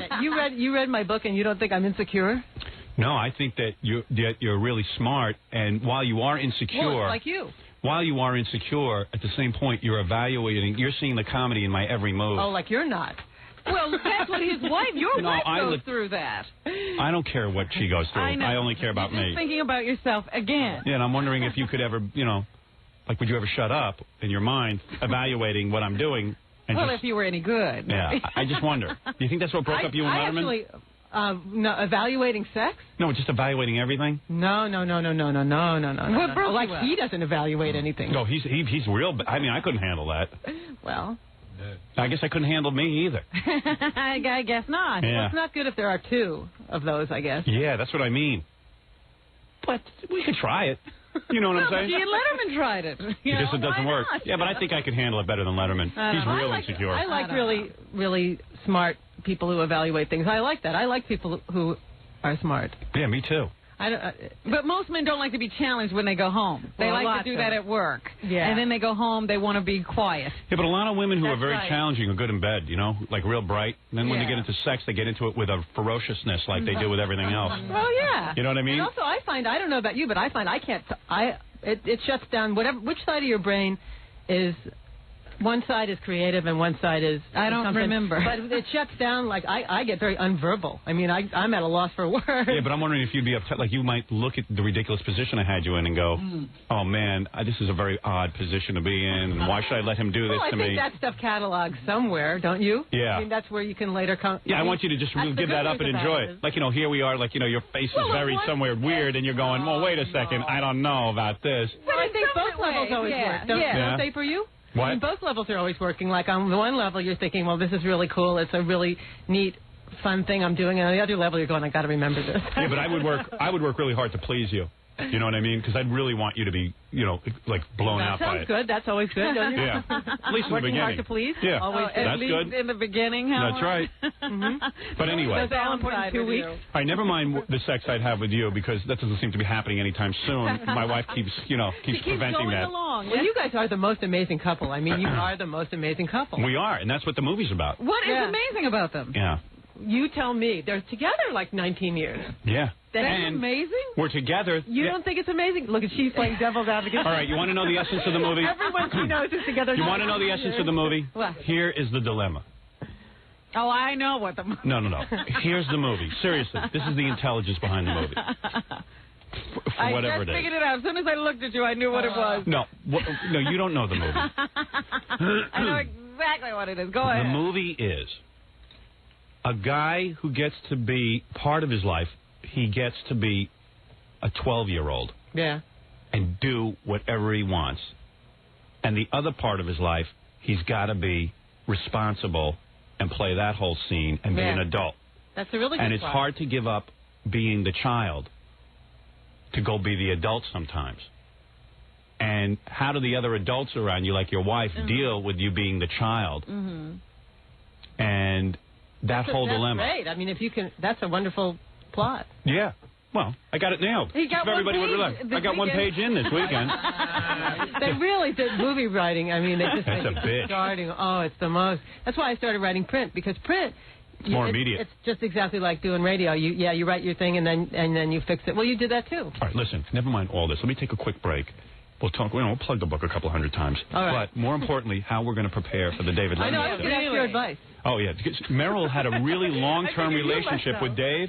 They live together, right? And she's been nagging 10 him. years. She's been calling and nagging him to be on the show, and he wouldn't let her on the show. I've never spoken to Well, him. you spoke to Morty. No, I didn't speak to All Morty. right, but let's wait. Hold it. Let's back up. You Telling spoke too to much Morty. of the story. You called him I the did. last time I was here. I spoke to Morty. Last time I But saw you Morty, have I said to him, wanted "Why to don't you do have the Merrill on?" show. Oh, listen to this. Remember the last time I did Letterman? I'm sitting up there, and King Morty finally came down. Morty's the producer of the show. So my agent had called up over there and said, you know what? Doing the Letterman show is a lot of work for Howard. Everybody with these pre-interviews and everybody worried about what he's going to say. He goes on the Tonight Show. It just goes on, and whatever happens, happens. Well, this is the most fun show to do because you actually talk to a person. Yes. And my you have agent your wits about and my agent also said, what happened? You guys became so corporate. Morty doesn't come by even and say hello to Howard anymore? So, okay. Morty was then assigned the task of coming down and seeing me before the show. Mm-hmm. So he walks in. Now he walks in. He's slimmed down. He's got a suit on. Walks in like this. Got a whole new walk, too. Yeah? It's like, it's like that. So I say, hey, King Morty, how are you, pal? So he goes, hey, Howard. He tries to act like this conversation with my agent never went on. That's why he's there. I know why That he's there. he decided to do this on his own. Yeah, and the trumpets blare before he enters, and the whole grand entrance. He's starting to think he's successful or something. He Meanwhile, is successful by every standard in America. He's very successful. he doesn't know what he's doing. So anyway, he really doesn't. He really doesn't. I wouldn't. But since when is that the mark of being If Morty went on another show, the show would fail. Go ahead. away and start your own show, Morty. Yeah, that's success. Yeah, go ahead. Now, here's the point. So, But do you think he went to walking school? He got a new walk? I don't know. He's like really carried away, and he's dating models and stuff. So anyway, he comes in. He's always been dating. I said, let me ask you something, Morty. How come you don't have Merrill on the show? Merrill and I are good friends. What are you talking about? I said, why is it? How come I think that would make excellent fireworks? 10 years they lived together. Yeah, forget Madonna. Let's see Dave handle that. Well, I've been studying that Madonna tape. I've got the underwear picked out, Is that everything. right? Yeah. I said, I think she's a terrific guest, and she's funny. And she, there'd be some interesting chemistry there. Oh, he changed the topic real quick. We love Merrill. We'd have Merrill on anytime. I stick up for you. Thank you. I appreciate that. I'm like a medieval jouster. Well, we got to go away, right? But I want to find out how. Let's not get injured, by the way. Yeah, we'll talk about the whole Letterman thing. Yeah. And what she's doing. I mean, and what kind of a nervous tizzy is she in? Yes, she is a nervous tizzy. I can tell. All right, we'll take a break. You notice you dialed herself up for Dave. Oh, you said the No, I Buns of dialed myself Steel. up for you. Thank you. The Buns of Steel was for Dave. Well, the Buns of Steel 1 was for When's the Dave. last The Buns time- of Steel 2000 was for When's the Howard. last time you had? When's the last time you had sex and stuff? You're working on this body with the buns of steel. And when's the last time a guy saw you naked? 2 weeks ago. Oh, really? Oh, no kidding. Sorry. Oh, no kidding. Who's this guy? I don't know. I don't have to say. Like a writer Are or you something? in some kind of thing? I'm in a program. It's one of those kind of things like where they deliver fruit to your house every few Was weeks. it Morty? Has sex with you? Oh, seriously? Oh, you're having an affair with someone? I don't. Well, it's with Morty. It was Morty. So when you take off your clothes, does he like marvel at your buns? It's unbelievable. It's just he worships me as though I was some kind of a Greek statue. Really? Yeah. Actually, she backed Oh, so into you're the having room sex. so everybody can see. Oh, you're having sex, huh? I pictured you not having sex. Well, perhaps you should picture again. And do you? Do I have sex? Yes. And The this traditional man, how long do you wait before he can get you in bed? Do you go a couple of dates or? Well, it depends on the man. Who is he? Is he in show business? It's not anything that is a stable relationship. It's not like a Whoopi Goldberg. All right, it's Trent Reznor. No, come on. 2-week anniversary. You don't have a union. You don't have like a union man or something who works the camera or something like that. You have like a guy. It's a guy. It's a writer, right? I don't want to say. You don't. No. You can't even say what field he's in. It's that tight lip at the front. Is he in the business? Yeah. Ah, okay. He's a Avildsen. Right. White guy? Chris Elliott. That's right, it's Chris Elliott. TV's Chris Elliott, you know? Is it John Avildsen, the director? That's right. It is really? Yeah, I knew it. Is it Kato Kalin? Well, I got Kato Kalin. You have? Good in bed? You know, he is good, surprisingly good. Yeah, well. He's very funny. Well, how do you think he gets all that free accommodation? Exactly. He must be. He's staying out in back of my pool right now. All right, hold on. When we come back, I'm going to pick up right from this point. I'm curious just about your sex life in general. And then we'll move into where did specifically you find these men? Dave and preparing for the David Letterman show. And you can get the book. It's really good. Meryl Marco's new book is called How to Be Half Happy Like Me. And it's real funny. And we'll be back right after these words. Let's get over there. Meryl and I just hanging out there in the commercial. May I say an observation about the show? 2 observations about the show, which I listen to a lot. But Meryl's a big fan of our show. I am a big fan of the show. One observation is this is the only place in the universe that I'm aware of where the following phrase is spoken. Can I touch your butt? Right. Because there's no other circumstance where anybody would ever say that to anyone. That's right. People don't ask permission. It never comes up. That's right. You can have sex with a guy, he doesn't go, can I touch your butt? I know. Well, can I? No. You would never let me touch your butt, right? No. Why would you never let me touch you? You're the kind of girl who's so excited about that. Because you want to be treated a certain way? Because why would you be in a circumstance like this and you know why? You work out. I know you work. The rules of the show is the thing. It's butt touching. It's part of the dynamic of the show. And the other thing I wanted to say about the show. Yes. Just one, as I thought the bravest, funniest thing I've heard in a long time was your rock and roll band from 6th grade. Yeah, that was pretty brave. Wasn't that incredible? So you have the nerve to like. But let me tell you something. You're not so embarrassed. I wrote a book. Embarrassed? I'm proud of it. When I was 13, I wrote a book called The Cheese Stands Alone. Right. And I still can't read it. You're so embarrassed. Well, I found something even more embarrassing. I haven't even played it for you yet on the air. I haven't worked my way up to it.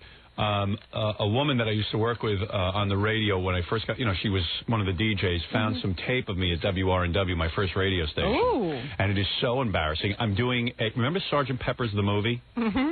I'm doing a promotion, and they told me to be excited about the movie, Sgt. Pepper's Lonely Hearts Club Band with Peter Frampton. Right. And I'm there bringing up all this false excitement, and there's like 2 or 3 people at the theater, and I'm trying to make it like there's big crowds, and I sound like the world's biggest douche. Oh, you mean you're actually there at a live event? Yeah. Ooh. I'm going to play it for you on the air. I think it's just amazingly healthy, probably, of you that you have incorporated all this stuff into yourself because it's so stunning. Well, I don't want to have any secrets. Yeah. This way no one can embarrass me. Well, that's true. Because there's a lot of embarrassing stuff. Yeah, there's a lot of stuff out there that's embarrassing, so I might as well embrace it. And what was the beat of that one beat in the song, that psychedelic butterfly, and how does it go? That psychedelic beat. That and one you want even more, and you'll need it more every day. That is in my head. Every time we hear that song, I go home with that. I do too. I wanted the Meat Puppets to actually get into a studio and record them? Yeah, because I believe my music is essentially good. It's just that I wasn't a musician. So I'm still buying into that. It's almost like when the Beach Boys did the Charles Manson song. Yeah. Uh-huh. That really, it legitimizes you. Yeah. So they said to me, okay, we'll do it if we can release it on an album. So you see, I didn't want to go through all of that. Right. So I will have that song produced. All right, but never mind all that that. Fruit up in the sky was that other line. That fruit up in the sky. It'll be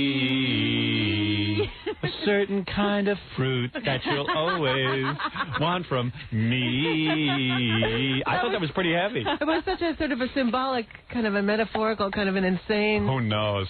12-year-old thing. Yeah. I was just trying to be cool. Singing about nothing. I used to call 16 Magazine all the time, asking him to come down and photograph us. because even though we sucked musically, like maybe we were cute guys. Yeah. One guy in the band was kind of cute. And maybe we practice our pose. I used to take them down to the high school and practice posing like in Beatlesque fashion with our arms out and our pea coats. Sure, standing on different levels. Maybe that's and what the that whole promo thing. for your movie should be. Yeah, that's And these guys all in Beatlesque poses now. Yes, exactly. I'm not putting Jackie in it. Walking across All right. the street like Abbey Road with That's one right. guy with his shoes off. Yeah, exactly. Anyway, let's get back to you, because this is fascinating. Meryl Marcoux is here. She's the author of How to Be Happy Like Me. Real good book. I give it my endorsement for whatever that's worth. And more important than that, Yeah. she's going to be on David Letterman tonight. And why that's I'm important. not going to be on David Letterman. I'm going on Late Show with David Letterman. All right, there's a weird thing going down.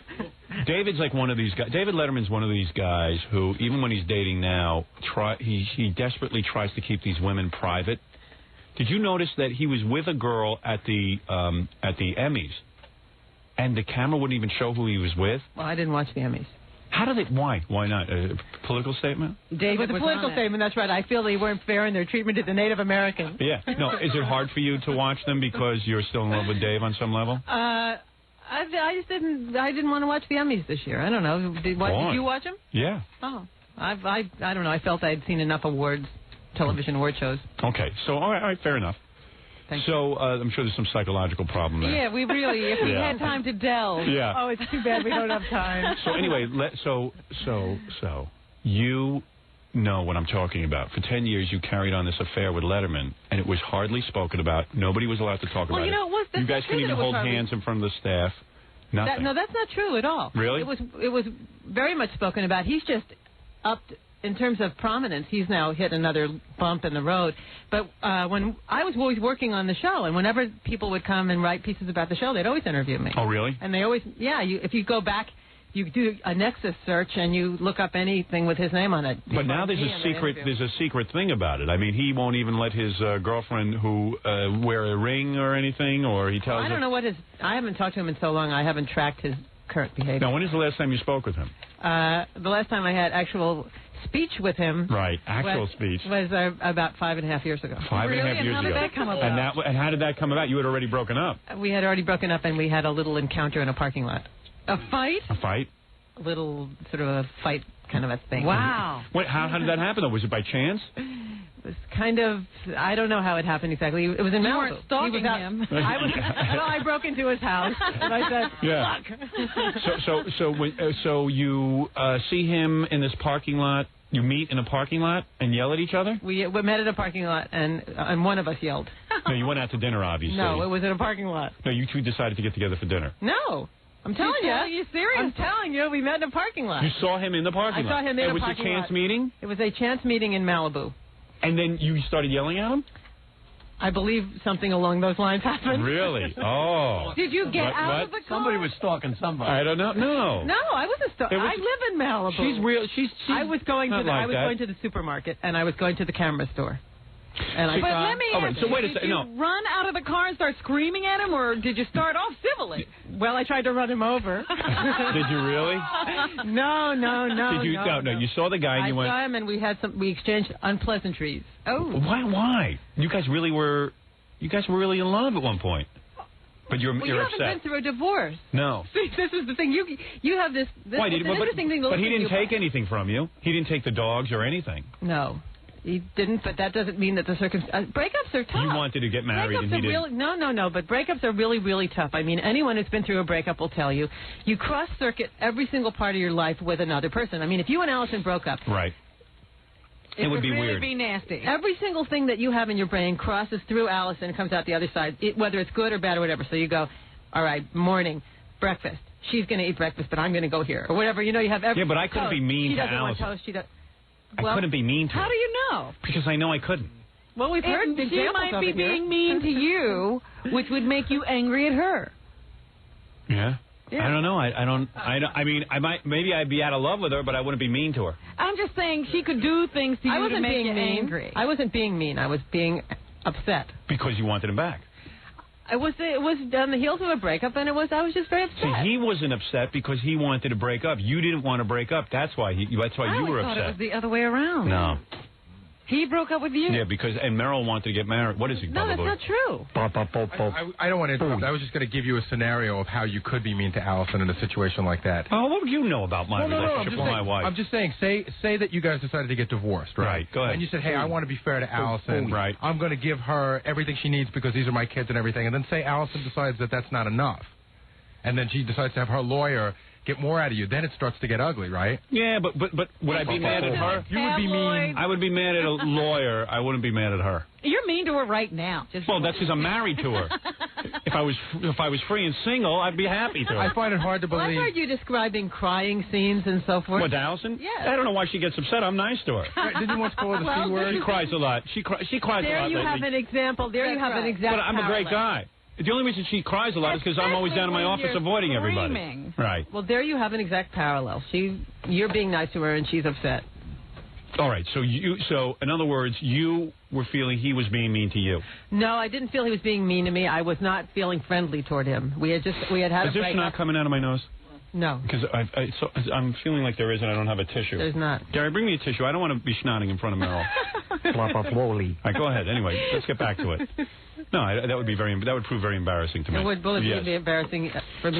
So you're walking down the street, and Dave gives you the finger or something? Is that it? No. I ran into him in the parking lot, and he must have been good in he must have been good in the sack, wasn't he? You didn't want to let him go. Yeah. I was with him 10 years.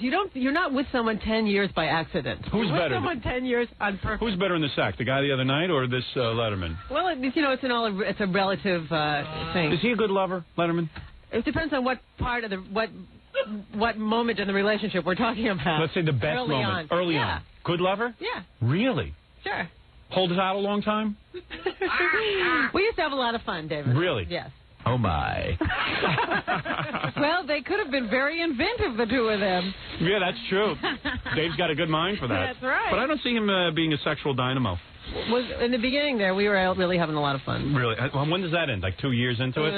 The 48 hours. Yeah, right. Yeah. No kidding. No. Because he'd do everything to you, then he stopped doing everything to you, and you got pissed off. Well, once the show really got crazy, right?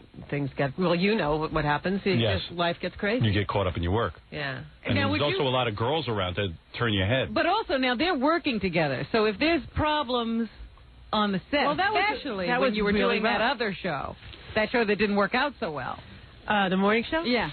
Oh, the morning show. All right, but wait a second. Let me get on track here. Let me get on track with this. And don't forget, I don't leave understand. it to Dave. I don't understand the argument in the parking lot. You just started yelling about what Dave though? The dogs? Came up to me. No, I was running errands and I had a dog in the car and he came up. He was following me around the parking lot trying to talk. Right. Saying funny things. Right. And I got mad at him. And you were like, hey, why are you trying to be funny? Yeah. We had a terrible experience here. We're not going to be friends. I wasn't feeling funny. You didn't want to be friends. Right. I didn't feel friendly. Yeah. Wow, no wonder he hasn't had you on the show. Well, he really carries a grudge a long time now. So now this is what a breakup is like. It's not easy. I mean, you love someone enough to be with them 10 years. You don't just, wait a second. 3 minutes later go... Or some people do. I know people like that. I know people... Mostly Hollywood people. Yeah, but I know wait all a second. kinds of crazy but wait a second. Now I'm curious. So now... Over the course of years since your breakup, you've had various things to promote, and the Letterman show has never had you on. Well, they actually invited me on the other show last time, the first book promotion, but they insisted that I come on the show first, and I didn't think I was going to go on the show. Right. Because I thought, well, that's too weird. Right. I mean, now I'm feeling differently about it. I feel better about it. But at the time, I thought it's too weird to go after all this hurt and all this problem and everything. Go sit there and act like a guest. Right. Go sit. I know Leno, so I was going on the Tonight Show, and I had already booked that, and then they called, and then my black sense of humor started taking over, and I started thinking, that's pretty funny to go there, put on a bunch of makeup, and go sit and look at your old boyfriend on television. Yeah, I think that would have been wild. So I find when I do. Then I said yes, and they said, but you have to come on our show first, and I said, well, I've already been booked on the Tonight Show first, and they said, forget it. And I thought, wait a minute. Jay didn't break up with me. Why can't I come on your show second? I'm the co-creator of your show. You want to bring out a hammer on set with you today just to break up the icicles between you and Dave when you sit down. Like, I see the whole set freezing over, and it's like, smash you. So, in other words... I actually probably think there won't be icicles. I think we'll both find it pretty funny. Do you think you'll embrace? No, Now, what happens when you come out? You going to come out and shake his hand? I don't know. I thought I would just play this by ear. I figured that this is going to be... I'm into the live event of it. I'm into the theater aspect. See, to me, this is more interesting than Madonna, who is theatrical. you're going to come out there, and there's going to be real tension. I consider doing exactly what Madonna did, just bring the panties. Yeah. And then just sit there and say the F word a lot. Do you think that I think he will embrace you, and I think he will kiss you I'm on the wondering, lips. does he normally embrace women on the show? No. I think only women that he doesn't know. Uh-huh. I don't think he... Right. Oh, this is going to be great. Yeah. Oh, this is going to be great. I can't wait to see. Now you will...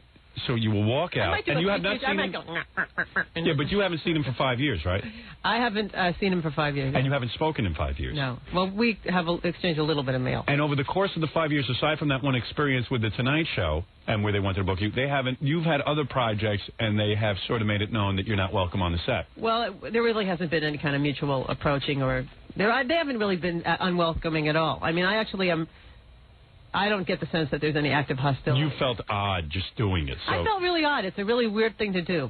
You know, how do you feel about Dave? I mean, now? I'm still not over how you're able to talk about your personal life this way on the radio. I think about this all the time. How does anybody live with that amount of exposure? And I know how. You go home and you shut yourself off. Yeah, that's all. Let me ask But the rest of us walk around feeling sort of open. And then if no one can see me, how can I be embarrassed? So, right, but that's a real weird trade-off. Yeah, but I don't mind being alone in a room. I don't ever want to go outside and see people. I don't. I understand that. I do a lot of that myself, but I'm not comfortable having people know a tremendous amount about Try it. It's very freeing. When Letterman would do you, did he do it? Yeah, I'll give you a sample question and see if you're ready. I'll give you a sample question and see if you can answer it. Would you open up every sexual orifice? This is an easy one to start with. That's a silly question. Free yourself. You're gonna just... Free yourself now. Here's the question. No. How does she feel about him now? She still loves him. I didn't. That sounded like you, not Cheryl. It's a dicey area. You're still raw, aren't you? You would take him back, though, wouldn't you? If he said to you, "Listen, Meryl, I have to have you back. I realize my mistake."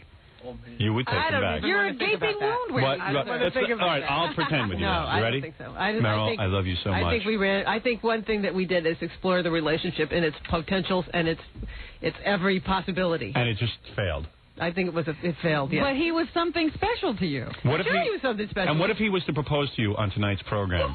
How would you respond? Yeah, would you say no? Like bringing you on. On one knee, and he says, "Listen, I want you back." That would be great. Wouldn't that be great? Like to see that. Please, we'd like to see. Here's my guess: you're going to go out there. There's going to be no reference to the fact that you were his old girlfriend, and you're going to sit there and talk about your book. I didn't watch the show the other night because I've been too chicken to be watching too much of it. But also, it's painful because you developed the program and you feel you should be reaping the rewards right now. Go ahead. And they sold the reruns to E. Right. So we get those big checks for $1.08. There you go. Way to make all your hard work pay off. But not only $1.08, but we get like dozens of them, hundreds of them. Yeah. So you have to endorse each one and stand at the back. It's not too humiliating. Yeah, go ahead.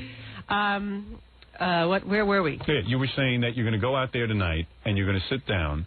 And you are going to make no reference to the... Oh, no, he referenced it the other night when he introduced it. I was told by friends of mine who watched it that he said, and the last time I ran into her, he said, we're having a woman on tonight who's an author, and she's very funny, and she used to be significant in my life, and the last time I spoke to her...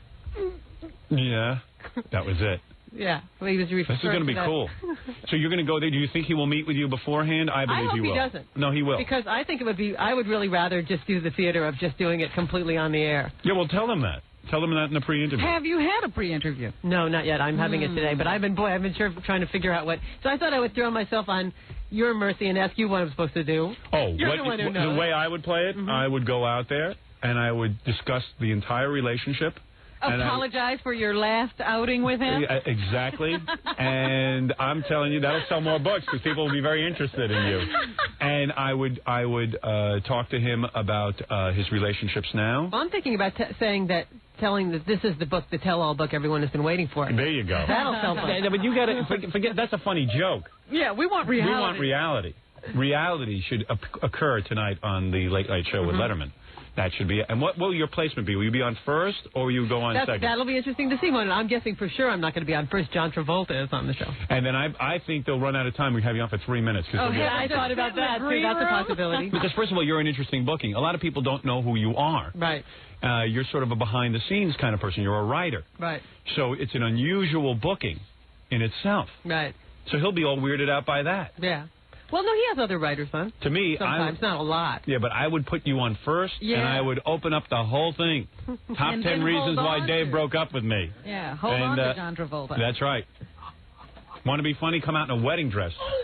There you go, guys. Dave. Dave, very funny. I want you. I want what we never had. The wedding, damn it. I want the wedding. And then make out with him on the couch for old time's sake.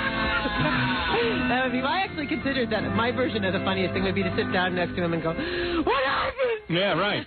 And your new boyfriend is physically bigger than Dave, right? No, it's not a new boyfriend. It just was a date. Oh, it was a date. And you made love on the first date? Wow. Gee, you're easy. You must have been really She horny. did that just because she knew this was coming up. Yeah. You wanted to go on Letterman and say, hey, I'm having sex too. No kidding. 2 weeks ago, you had a date, and then you just had sex. And weren't you worried about AIDS? I mean, seriously, don't you go... Seriously worried. You're the type of woman that I would think, say, hey, listen, let's be smart about this. Let's each go to a doctor, get tested for AIDS, and then show each other the blood test, and then we'll have sex. You're wrong. Really? No, I didn't say that. No, I didn't do that. Just man wear a condom. Yeah. Big deal. Then if you're kissing a guy with open sores in his mouth. And the guy had it was nothing but open sores. I guess that was a mistake. Really? Yeah. All over his face. Is that true? I should have thought more about it. Yeah, you don't look too good. Yeah. And what will you wear on the Letterman show? Will you wear this outfit? No, you look good in this. I have another outfit. Well, what is that? I'd like to consult you on that. What, you want to show Dave what he's missing out on now? No. You look nice in this. Thank you. This is a mini skirt. What kind of shoes you got on?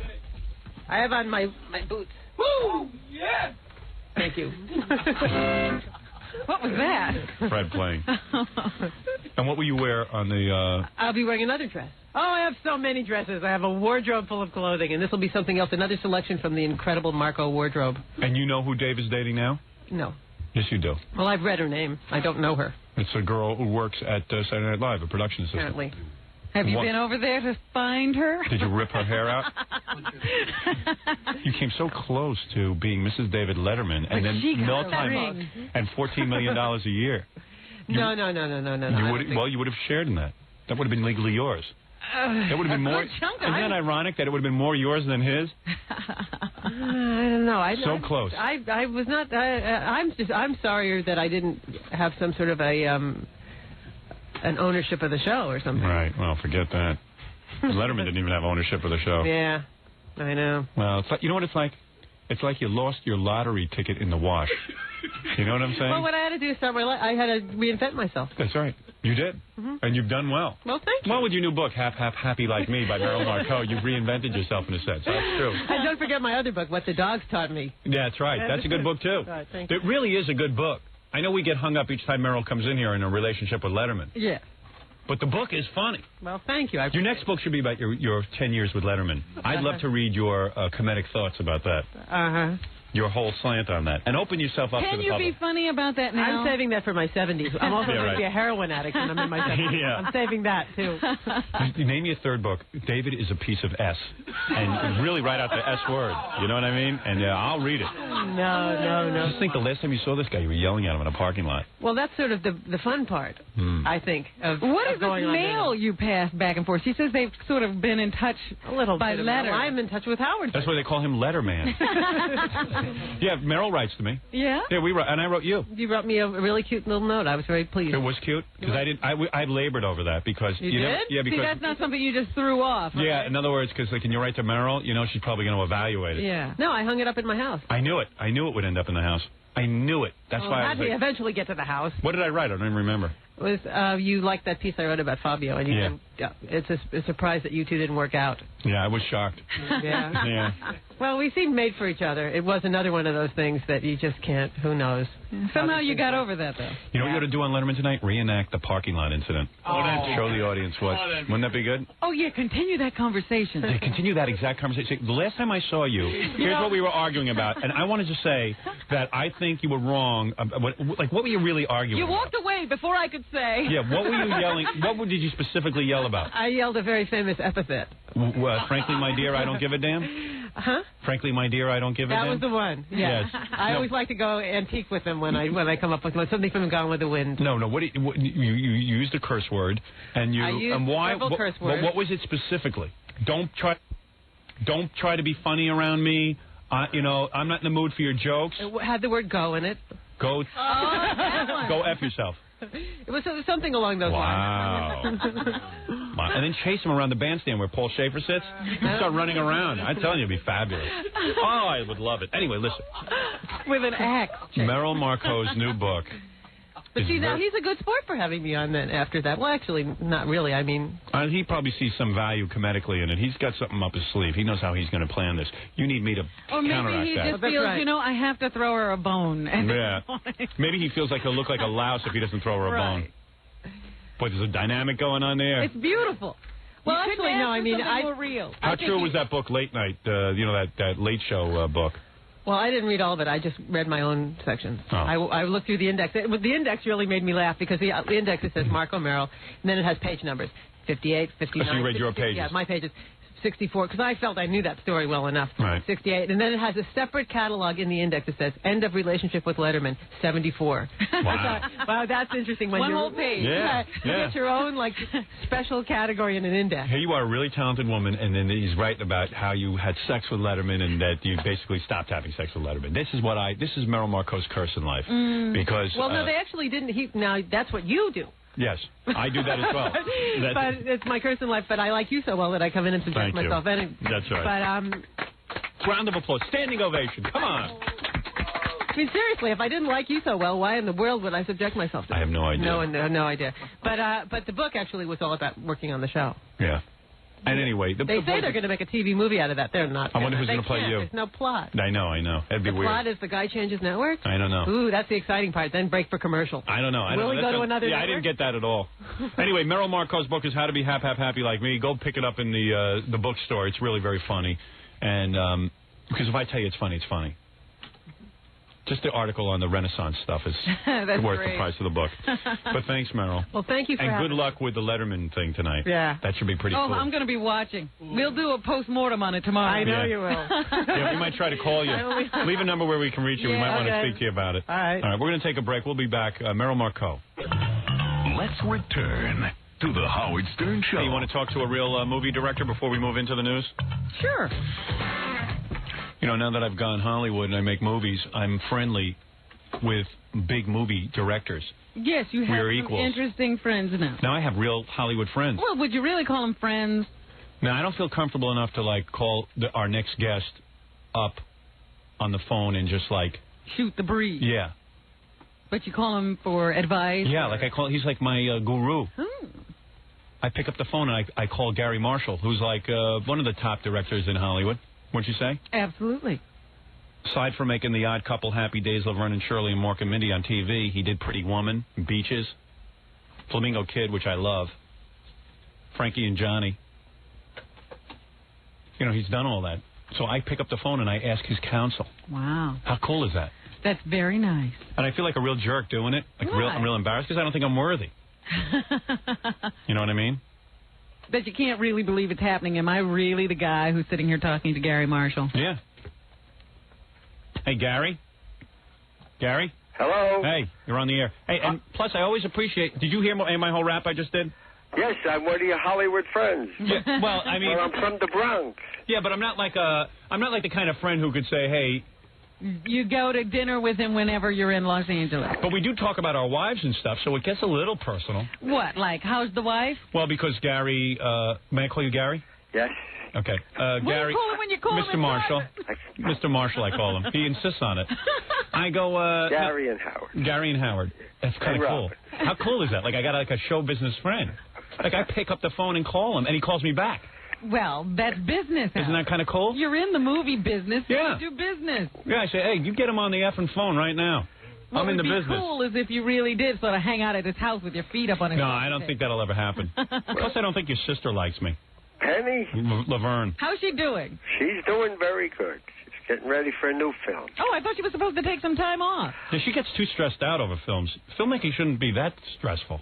Well, it's very exhausting, and she got tired, but she's took a nice rest, so she's back. All right. You're a better director than she is, though, right? No, we're all the same. We all work together. It's a family business.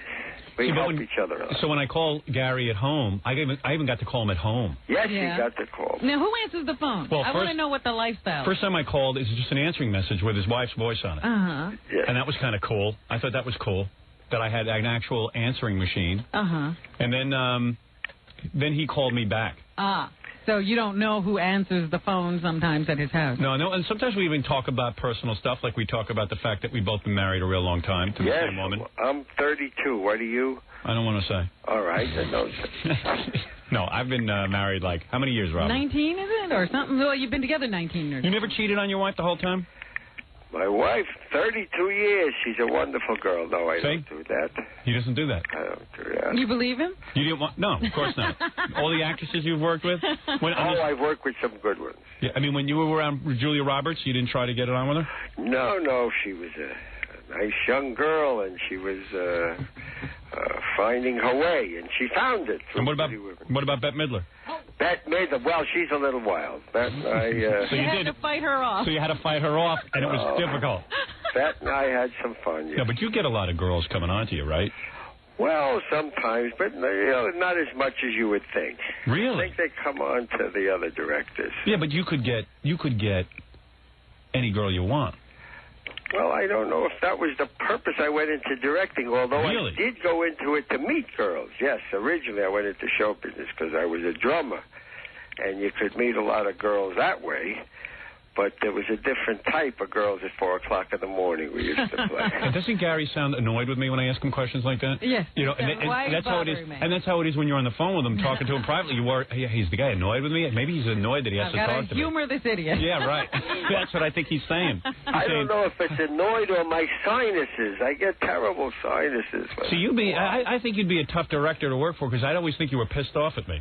No. I work with the kind of, everybody works differently. Some would yell at you, some tries to put fear in people. I kind of work with the kind of cajoling and begging sometimes but what because if you I don't feel so good. What if you can't get the performance you want? He fires him. No, I don't fire. I have a guy who does that. Oh, you got a guy who does that.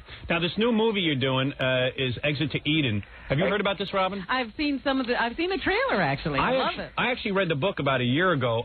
Someone gave it to me. It's an Anne Rice book, but she goes under like a different name. Oh, yeah? And I'm reading the book, and I got like about 50 erections during the first 30 pages because it's about my favorite topic. Yeah. It's a woman who's a dominatrix on an island who the whole island is set up for guys and women who want to be dominated. Yeah. Well, for sex fantasies, there's other fantasies. Yeah, it's really cool. So I was like, and when I heard Gary Marshall was making a movie out of this, I go, what is he doing, porno? How's he going to do this without a whole bunch of sex? Yeah. We use the book as a jumping off point. Hey, now someone tells me this Dana Delaney is fully frontally naked in the movie. Is that correct? Well, there are some, there's no violence, no dirty words, but there is nudity, yes. There's nudity and there's comedy and nudity. Now, I understand you didn't have her shaved down that much for this. She's pretty, Do you supervise things you gotta come and see it, Howard. You can't but Gary, help me out with this. You gotta be there. Gary, this is obviously the most nudity you've dealt with in a film, true? Yes, my background has been Joni gave Chachi a hickey. Right. That's so all of a sudden, background. You got Dana Delaney running around in a leather thing with her crotch exposed, ready to do the scene. Please ask the men with the tattoos to leave the set. But the amount of body hair that didn't disturb you? You got to come and see it. It's very beautifully done. They worked very hard. Do you put subtle hints in, like go sit on a razor or something? Do you know what I'm saying? Or is there a person you can just go to who's grooming her? Yeah, is there someone in charge of grooming her in that area? There are people who try to make the stars the most beautiful they can be on a 10-foot tall screen, because 10 feet tall, it's bigger than your garage things on the screen. But you didn't discuss with her the amount of body hair? Was that on purpose? Or was that on purpose? Does it mean something? Does it mean something to see a woman with that much hair in this day and age? Go ahead. I think you got to come and see the film. It's a comedy film, and we but nudity, but how much nudity and how people look nude is a personal And you thing. didn't discuss it. Come on, you're a stickler for detail. When she walked on the set, were you like, oh my God? Did you spill your coffee? Because on a 10, we drink cocoa, Robin. No coffee. On a 10, too hyper from coffee. On a 10-foot screen, it must look like a rose bush. Yeah. You've got to be very careful with this film. You don't sit in the front row unless you're really interested in sitting in the front row. She's some hot broad, this Dana Delaney, though. Well, Dana does a a wonderful job. She's, China Beach, she was camouflaged. Suddenly, and when she got off. When she auditioned, did she have to be naked? No, we Really? just talked it out, and I say so you pretty didn't much get to straight see it. out. You have to do nudity, because I had all that trouble with body doubles in Pretty Woman. I didn't want to start with the body doubles. That drove you insane, right? Because Julia Roberts can't show her body. I mean, what has she got there? Gold between Julia Roberts, it was really Julia Roberts, but they made up this whole thing. So this time there was no question. I talked to all the actors and actresses. One of your friends is in it, Sandy Cohen. Yes. Did very well in this picture. You saw her naked, too, in that picture, huh? There's people, there's nudity and comedy, and it's, I think it's a thing about discussing sexuality. You like to discuss sexuality. When you come out of this picture, you should discuss some of your fantasies. I'm going to go see it. Listen to me. I'm going to go see it. Listen to me. Well, I'm listening. When the girls come out, are you like, ho, when they come out on the screen or in the lobby? No, and when Dana has to walk out naked the first time, and you're like, ho. Oh, I'm the director, and I'm sitting there. Well, let me ask you a question. Do they come out in a bathrobe or something first? Yeah, that's cool. Yeah, well, it's a long walk from the trailer, Robin. I mean, there's 400 Teamsters going, hello, how are you, Miss Delaney? Yeah, I'm going to get more nudity into my film. I know what you're saying. So, no, they have robes, and it's proper. We do a closed set. We do a very civilized thing, but it comes out, I must say, it's very erotic. It is erotic. Oh, yes. And so what is it, R-rated? It's R-rated, so you can do for nudity, no violence or dirty work. I have no problem with that. And let me tell you something. How you got full frontal nudity with an R rating? I applaud you, my friend. Well, there's all sorts of rules, but we also have one of your favorite bands, what? Porno for Pyros, right? Stephen Perkins isn't playing the drums while they're walking around. Very good. And when you shoot these scenes, these erotic scenes, do the cameramen, does the cameraman have to strip down naked? Well, sometimes Julia Roberts used to ask that everybody be naked. Oh, what a pain in the ass she is. You'll never work with her again, right? No, she was funny. Pain in the ass. No, but you have just a minimum crew. You try to. I mean, it's the days when you shoot that suddenly people show up on the set, never been there for weeks. The fireman comes. I got to check some wires here, please. And the first aid guy says, anybody need a Band-Aid? Everybody comes. I heard the movie is very good. I heard it from a guy I know who saw it early on in the. I guess they have these advanced screenings. Right. Says it's really funny and really good, and also Well, we haven't talked about Dan Aykroyd and Rosie. Yes, I was going to say Dan Aykroyd and Rosie O'Donnell. They are funny. Rosie will put you away in this. Really? I mean, I know you like to laugh, and Dan is wonderful, but Rosie soars in this, I think. And this is the best thing. She's not naked, though, is she? What? Is she naked in it? Dana and Dan aren't naked. No, they. And Rosie keeps her clothes on? Rosie and Dan. I'm sorry. Dana has nudity. Rosie and Dan don't do naked. They play two undercover cops, so they're undercover. My God. Walking around this fantasy, the sexual island. Rosie does get into a dominatrix outfit. Yeah, that's one of the wild moments. When Rosie gets dressed up as a dominatrix. And what's one of the highlights. And what's with all these stars you work with? We said to when Gary's, we called over to their publicity firm. We said, hey, can we have Aykroyd or Rosie O'Donnell or Dana Delaney come in here? They said no to everything. Really? Can you imagine that? Who said that? You got to tell these celebrities to get out there and promote the movie. Well, why are they putting this all on your shoulders?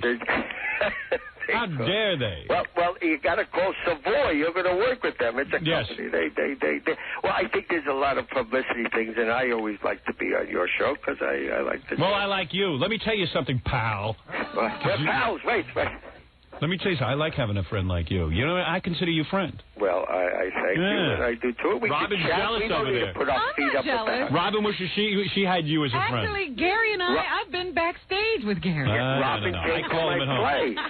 Wrong Turn at Lungfish. Robin actually showed up there and wasn't in glass. She sat like without the glass, just out there like a person. All right, here's a final professional question. What do you do if you hate an idea for a trailer and you don't want to hurt somebody's feelings by telling them it's a sucky idea? What do you do? You mean tell the trailer people or tell a friend? tell someone, forget it. Never mind. You don't have to. I'll call you off the air. All right. Hey, Gary, good luck. It's advertised as a comedy. It's a comedy. It's erotic. It's everything. You're into comedy. I know you make funny pictures. Listen. I know what you do. And I wish you well on your picture, Howard. Thank you very much, Gary. And will you help him promote it? Yeah. Sure he will. I will, truly. John Avildsen doing a good job as a director. You would be proud of him. Very good. Very good. Why aren't you working with Gary? Gary Marshall? Mm-hmm. What happened? Did you talk? We talked, but sooner, I'm going to do another job. He's got a job lined up. And you're very brave. You're working Christmas. I don't work Christmas time. Yeah, I'm going to be working straight through. Gary is looking, he likes spending time at home with his wife. He's looking for a vacation. I ain't looking for no vacation. Christmas, I go see my son's band, Chavez, another band you should hear, Chavez.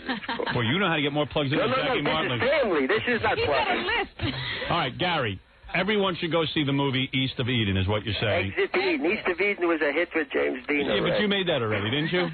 No, actually, Exit to Eden is a really funny movie, but also very like guys. There's lots of nudity. You get to see Dana Delaney running around, and she don't shave that much. Because Gary didn't want to insult her. I think that's how they got the R. Yes. She wasn't really nude. She was almost wearing a thong. Oh, there was guess so much what, there. Howard? I was banned in Saskatchewan already. What do you mean? They won't show the film? In Saskatchewan, the film, each province in Canada, they have a film board. The film board, for some reason, Saskatchewan, they said it might have been too hot. Well, that's a good endorsement, believe me. That's what I would go see. I'm so sick of seeing movies these days where everything is little kids and there's no naked people. I love nudity in films, and it turns me on, and I like to see good-looking women naked. That's what I go to the movies for. Yeah, give me a good story, give me a couple of laughs, but I better see a naked woman walk through the screen every once in a while, whether it's got anything to do with the plot or not. Any good writer worth his salt could write in a naked scene. Of course. I've got one every 5 minutes. There's a clock on the screen. If 5 minutes go by, you don't see naked people. When you see that hand, that's it. It's the end of it. Hit the number. All right, there's a naked girl. Gary. How is good to talk? All right. It's, you know what I'm saying. All right? Gary, your new movie, Exit to Eden, we will all go see it. Oh, thank you so much. I think you have a good time. I love the nudity. And I haven't seen it yet, but I love it already. Thank you, Gary. Okay. All right, bye-bye. Bye-bye. Gary always sounds like he's ready to go to bed. He's a laid-back guy. Oh, very laid-back. laid-back. Never gets to, a full head of steam going. He seems always back there. Well, I asked Gary how to write certain things in a script, and he goes, well, what I would do here. Oh, Gary. You have to keep waking him up, huh? I just think it's cool that I'm on the phone with Gary Marshall. Somebody's done something with his life. And how that ended up, I don't know, but... I don't know either. Yeah. I mean, who made the first approach? Well, we met here on the show, and he had contacted me off the air about something or other. I don't even remember what. And then I had a question about some screenwriting stuff, and I wanted to ask him some questions, confirm what I believed. And so when these questions came up to you, you thought of him? Yeah, because I respect him. Because he's done enough stuff where And you felt comfortable enough. I felt a little awkward asking him his advice. But you felt comfortable enough to make the call? I made it anyway. You know me. I don't feel comfortable calling you, let alone calling Gary Marshall. But I did it because my craft must come first. So you got over that. Yeah. To make it, huh? Yes. And then you were able to go through with the conversation. You didn't get all befuddled or forget your question? No. I knew what to do. Good. But, so do you two just talk on the phone, or have you ever... No, we just talk on the phone. I see. Of course, Gary was in New York just recently, but we didn't have time to get together.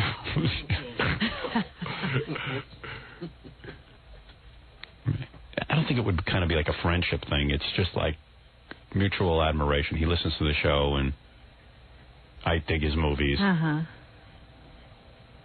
And I never would bother the guy. It's just that I am in the middle of going through this movie thing, and, Did you only call him? No, I called my other pal, if you want to call him a pal. Ivan? Ivan Reitman. Mm-hmm. That's what I figured. I wanted his advice. Was it the same? Yes. Almost, not quite identical, but I felt foolish because at the time that I contacted them, I was convinced that this was the way to go. And by the time they got back to me, I was already... It was a moot conversation. Yeah, and John Avildsen had already stepped in and taken over. And believe it or not, Avildsen, Gary Marshall, and Ivan Reitman all think exactly the same way. That's why you can see they're all great directors. All of them confirmed my belief. Oh, because they agree with you, then great. No, I was wrong. I had written everything wrong. I then realized I was wrong by listening to them. I see. And the reason I don't hang out with these guys, it would only blow our friendship, because once people hang out with me, they hate me. Because I am a miserable, miserable human. So I have nice friendships with you. I only bother them when I need advice. And they can feel free to come to me for advice, but they never do. How do you know if you're a miserable person? Because I know I am. You don't hang out with it. Nobody likes me. Ask Jackie. One time I went out 10 years ago. How bad was it when you went out with me? Let them fantasize about how wonderful it would be to hang out. Right. Right. They all think it would be great to hang out with me. We have fun. Talk about the reality when you hang out with me. Jackie hates hanging out with me. Kids, I gotta go hang out with him. Oh, I'd love to go play cards if Howard wasn't there. I don't even wear a watch. I kept looking at my wrist. I know. Look, I'm having a party at my house. Don't tell Howard. Right. I mean, I know that about myself. I know I'm only the life of the party when I'm entertaining, when I'm on the radio or doing a TV project or something. My wife is a saint. She lives with an animal. She lives with a complete jackass. And she knows it. She's told me so. But you wouldn't be bad to her if she divorced you. No. And my wife is miserable. I mean, I'm awful sexually. I frustrate her. Well, she seems to have given up on you. Yeah. I had John Avildsen. John Avildsen must be about, I don't know, maybe 60 years old or something. Yeah. Had him over the house. Afterwards, my wife's going, boy, he's a good-looking guy. And I go, oh, boy. Hoofa. She's playing footsie with him under the table. Yeah, right. I go, oh, is she ready? I like short men. He's like, yeah, well, when I directed Rocky, oh, he's hot. I go, you're kidding. I said, boy, I really don't give it to you. I didn't give it to her all weekend. We were supposed to have a big date Saturday night. That was the night plan. What happened? I fell asleep. I worked into the night, and you then... You certainly aren't good for a woman's ego, I can tell you that. Oh, she feels horrible. That's all you need is your husband falling asleep on you. You know, he hasn't had sex in how long? 2 or 3 weeks. Falls asleep? Yeah. Oh. Well, I'm in the middle of the process. She looks in the mirror to see if all the parts are still there. Yeah. She hates me. She does. She won't admit it, but she hates me. Why wouldn't she admit it? Everybody hates me. And everyone thinks it's going to be real fun to become my friend because of the way I am on the radio. But when I get off the air, I don't talk. You are difficult. I am. So that's it. If I say he's difficult, you know he's difficult. Yeah. And Robin's difficult. I don't know how anybody puts up with you. I don't know. Oh, but he's put a few chapters in on his own. Yeah. He has a special talent. A special talent for annoying and turning people off. So I wouldn't ruin my relationship with Ivan Reitman or Gary Marshall by hanging out with them. In fact, John Avildsen, the guy who's directing me in the movie, came over to my house last night and saw just how miserable you are. I am. He couldn't wait to get out of there. He ran out of there. He was just so bored. It's like being in a strange place. Yeah. I don't know how you got this way. It used to be fun. I save all the fun for when I'm getting paid. No, you used to be fun all the time. Yeah, I'm not anymore. I don't know what it is. Well, you stare at Fred for 20 years. No offense. I have the seat directly in front of Fred. None of you do. Medusa. He drains it right out of you. I got Medusa. Suck the fun right out of me. Her name is Stone. I'm going to change the seating chart in here and make you guys stare at Fred. Oh, you're going to turn Fred this way? Yeah. Hey, Fred, how come you're all red today? What did you get out in the sun this weekend? Yes. Yeah, nice. It was that bike thing, remember? Oh, that's right. Good. I'm glad you had a nice restful weekend. All right, let's take a break. I'm sorry? The morning still, you still got another hour. All right. A couple more shots. All right, well, I'll see if I can get a few in during the news. Please do. All right, that is Fred Norris, his contribution today. Let's take a break, and when we come back, Robin, Meryl Marcotte, big Fred fan. Yeah, I was going to ask her if she knew what Fred did. Why didn't you ask her? I was trying. Oh, for God's sake. That was a good question. There you go. Couldn't get it in. When did everything turn here where everybody's like just hating my guts lately? I think it happened about 5 years ago, actually. You're the last to notice it. Yeah, right. As usual. Oh, okay. Well, as long as I know now. All right. As long as I know. You're so defensive. There you go. Oh, I wonder why. Like he never says anything bad about anybody else. It's fine when it goes on for hours and hours about me. Yeah. All right, let's take Who cares about you, Jack? Finally stopped knowing long enough to hear everybody doing it. Nobody cares about you. Yeah. Just because Meryl said hello to you, Fred, you get all egoed out. There you go. It's a TV star. Did she say anything to you? No. She didn't know who I was. See? Let's take a break, and we'll be back right after these words. We're back with the Howard Stern Show. Yeah, why don't you play guitar?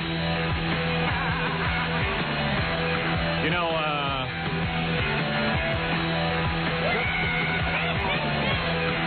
this is a good song.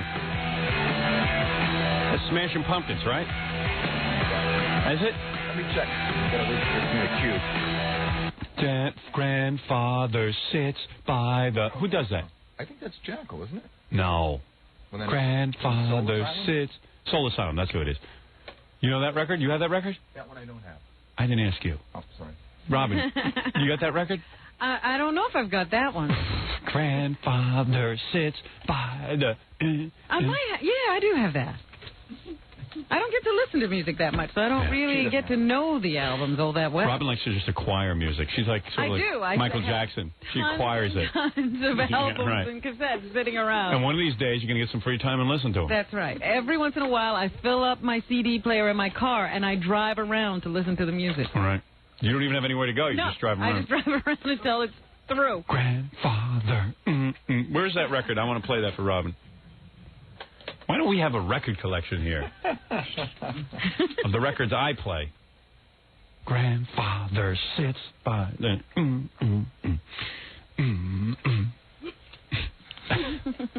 Because now you really feel like hearing it.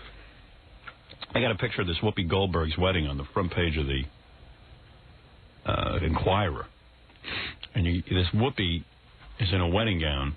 I love Whoopi. I think she's a tremendous actress, but she's in a wedding gown, and she looks...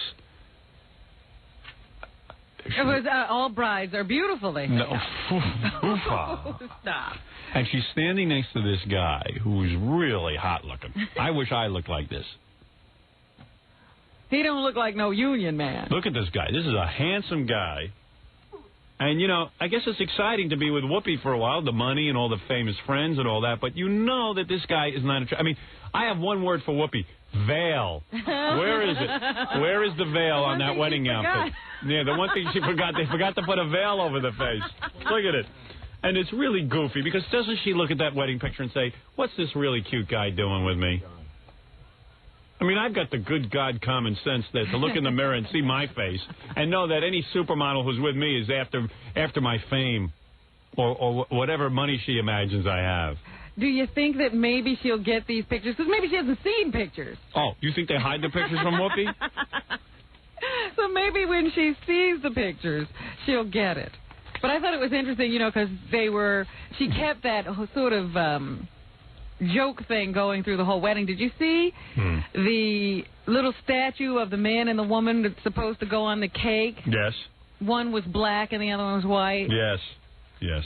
It's very important. Make a whole mockery of the wedding. And they had some Hawaiian dude, you know, like a witch doctor or something. Did you see do the wedding ceremony? So it might not even be legal. I would have put the train of the dress over her head. Look at the train. Put a train on her head. She should have walked in on her hands, Robin. And you think that would be a prettier picture? And the groom looks like a young Ted Danson, and the bride looks like Nelson Mandela. Now. Oh, come on. Oh, you know that's true. You were laughing. Come on. Look at that. Come on. Who's she kidding? Come on, Whoopi. So do the guy a few times, but don't marry him. Yeah, why does he have to get married? He's in love with her. Oh, he couldn't get any other... Oh, what is with this EBS test? The country's not under attack. Thank you. There's an EBS alert out. Whoopi got married. The Whoopi pictures are Whoopi out. pictures are out. Quick. The end of the world. And I got to tell you something. I tuned in Friday night. My wife and I laid in bed together and watched this... rather than have sex, my wife decided to watch Larry King with me. I watched Larry King and Marlon Brando. Oh, I forgot about that. I got to tell you, this Marlon Brando, has got to be the biggest jackass on the planet. What did he do? First of all, he's a very heavy man now. Mm-hmm. He's sitting there with no shoes on in his Beverly Hills mansion or whatever the hell it is. And Larry looks like an iguana. And he's kissing ass to no end. I mean, kissing ass. You're the greatest. You're this. What is Marlon wearing? Like a moo-moo. And Larry King is sitting there with Marlon Brando. And this Marlon Brando is busy pontificating about what a great guy he is. And how everybody else is messed up. And how humanity is against the Indians and against... Oh, so all of his politics? Another guy who loves humanity. Yeah. Meanwhile, his personal life is a wreck. Yeah, ask his kids. Yeah, ask the women who have been with him.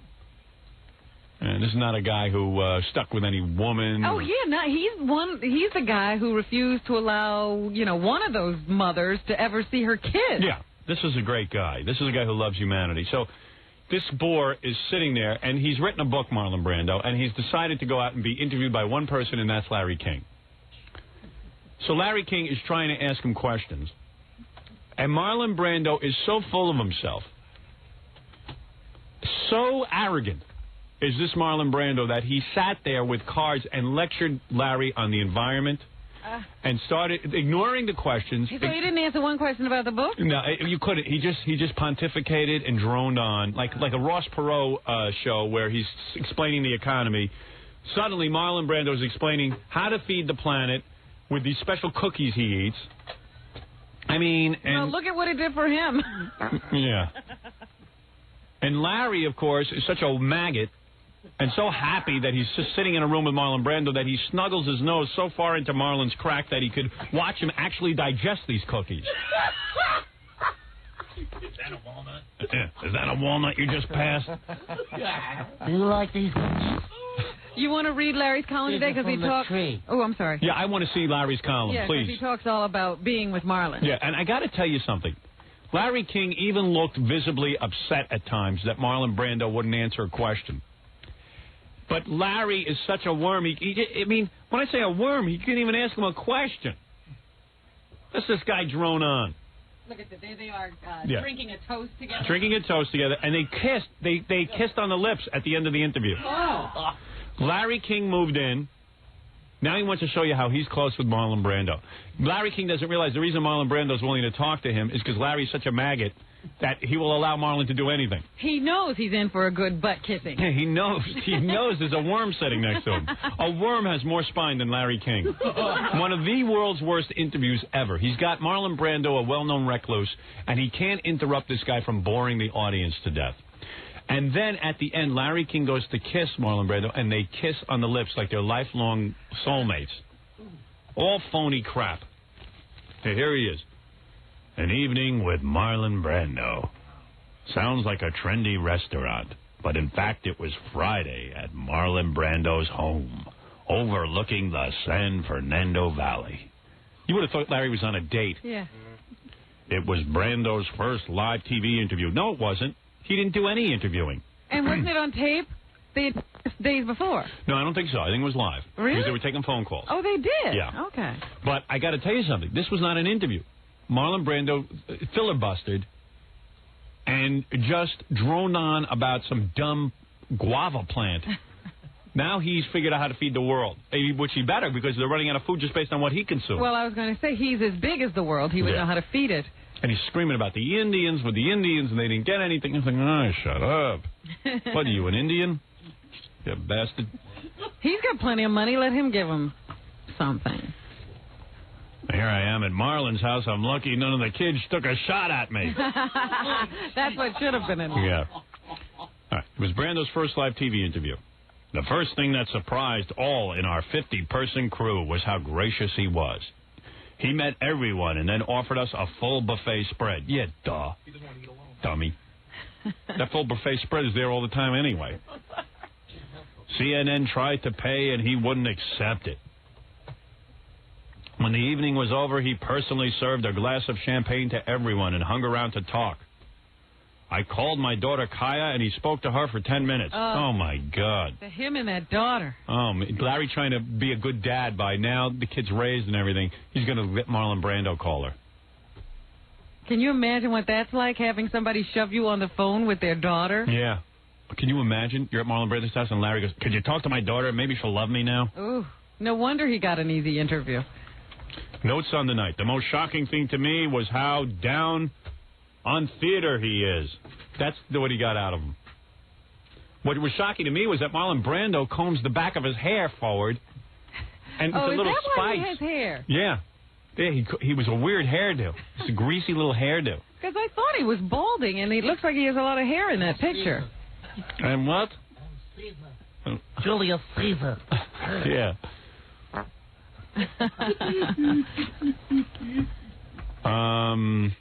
Marlon doesn't want to go to the theater anymore because he can't fit in a seat. Yeah, he goes, it's an art form that's gone.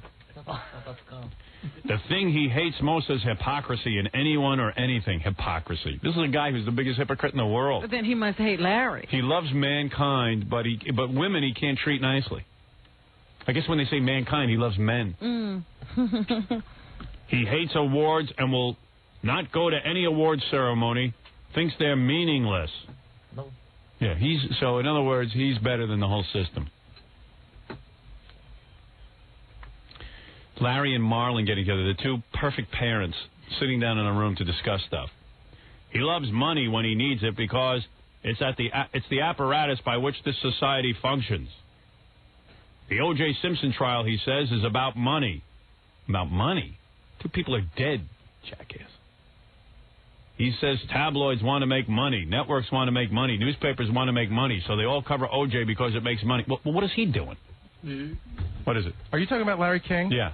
I was just in the back. I have the greatest tape you will ever hear in your life for after the show. I just listened to it. What is it? It's a tape of Larry King doing his radio program and interviewing a guest, and he falls asleep in the middle of interviewing the guest. Oh, that's Wait, listen. Yeah. He wakes up, thinks he's in a break.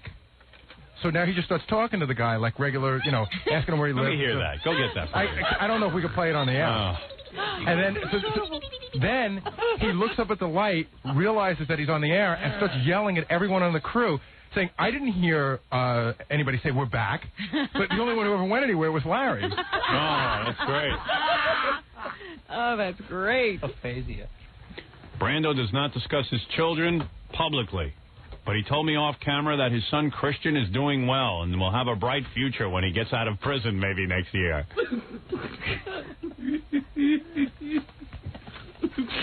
He hasn't spoken to Christian's lawyer, Robert Shapiro, since the end of the trial, but he said he had advised Shapiro to wear light suits in court because dark suits didn't look good with dark eyebrows and hair. Here's a guy, big bloated whale, with his hair. Fashion tips.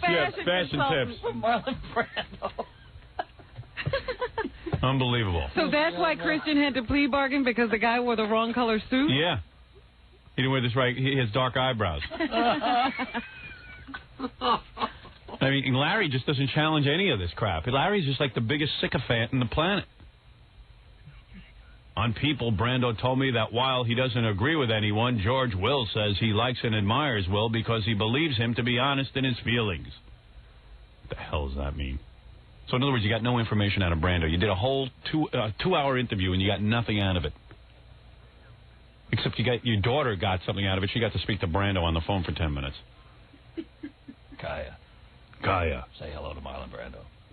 I believe Kaya's an Indian name, isn't it? I live in Kayak, after the canoe. Kayaking. Were you named after the great Indian kayaking canoe? Little girl?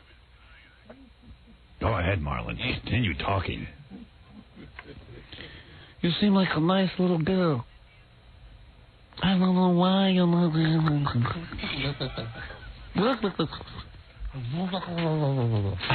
So he wouldn't talk to his daughter who's in the mental institution, or about his daughter who's in the mental institution, or his son in jail. Talk to Larry's daughter. One whose wedding he didn't attend. I want to talk about cookies. Hello, Kaya? I want you to pull down your pants, get out of your panties, and touch yourself for me. Who is this? It's okay, Kaya. It's Marlon Brando. Here, Marlon. And then I want you to come over to Uncle Marlon's house here in the Beverly Hills area. Do you have good, strong, thin legs like your daddy? Mr. Brando, I just wanted to ask you about acting in your life. Do you have big, strong legs like your daddy? I want you to know something, my darling. Unlike other men, I am not afraid of your period. Oh, gee. Who is this? It's okay. It's Marlon Brando, honey. He thinks you're an Indian because your name is Kayak. She is an Indian, a full-blooded Indian? A full-blooded Indian?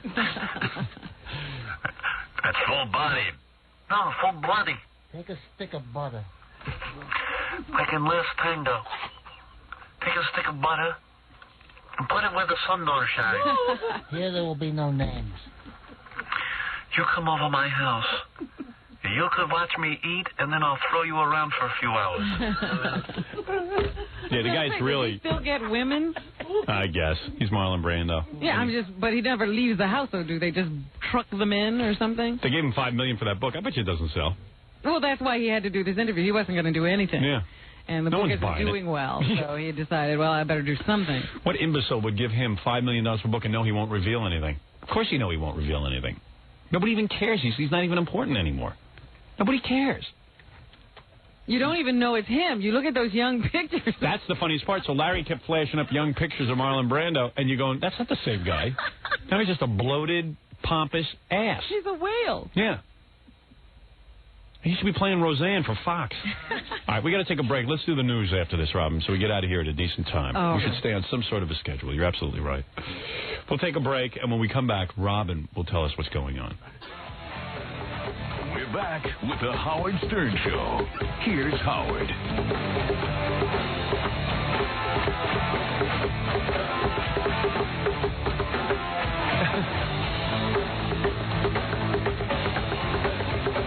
You might try me, Robin?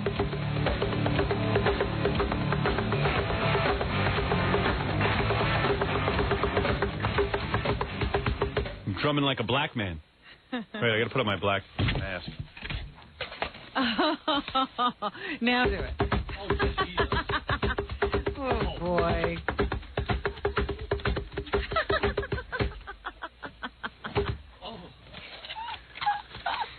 After the TV show, I have a black mask when I do my black impressions. Yes, you can be in, I suppose, what you'd call blackface. Yeah, I'll be in blackface. A friend of mine picked this up for me. Thought I might enjoy it. Oh, boy. Want to try it on, Billy? What? Who is it? Is it anybody in particular? No, it's just a black guy. Yeah? Why, does it look like somebody to you? Does it look like Whoopi a little bit? Whoopi looks like a black guy. Then I got a hawk. I got a Jesse Jackson mask, too. But that's right there. Yeah. They sell that out on the street. I got that. Why is his face caved in? Here, try it. Here, do a black impression and try this on. You'll see. Feels good. I'm going to get different masks for different people, like a Marlon Brando mask, black guy so mask. when you're doing people, you can actually... Let me see. Hello there, sir. How are you? Hello, baby.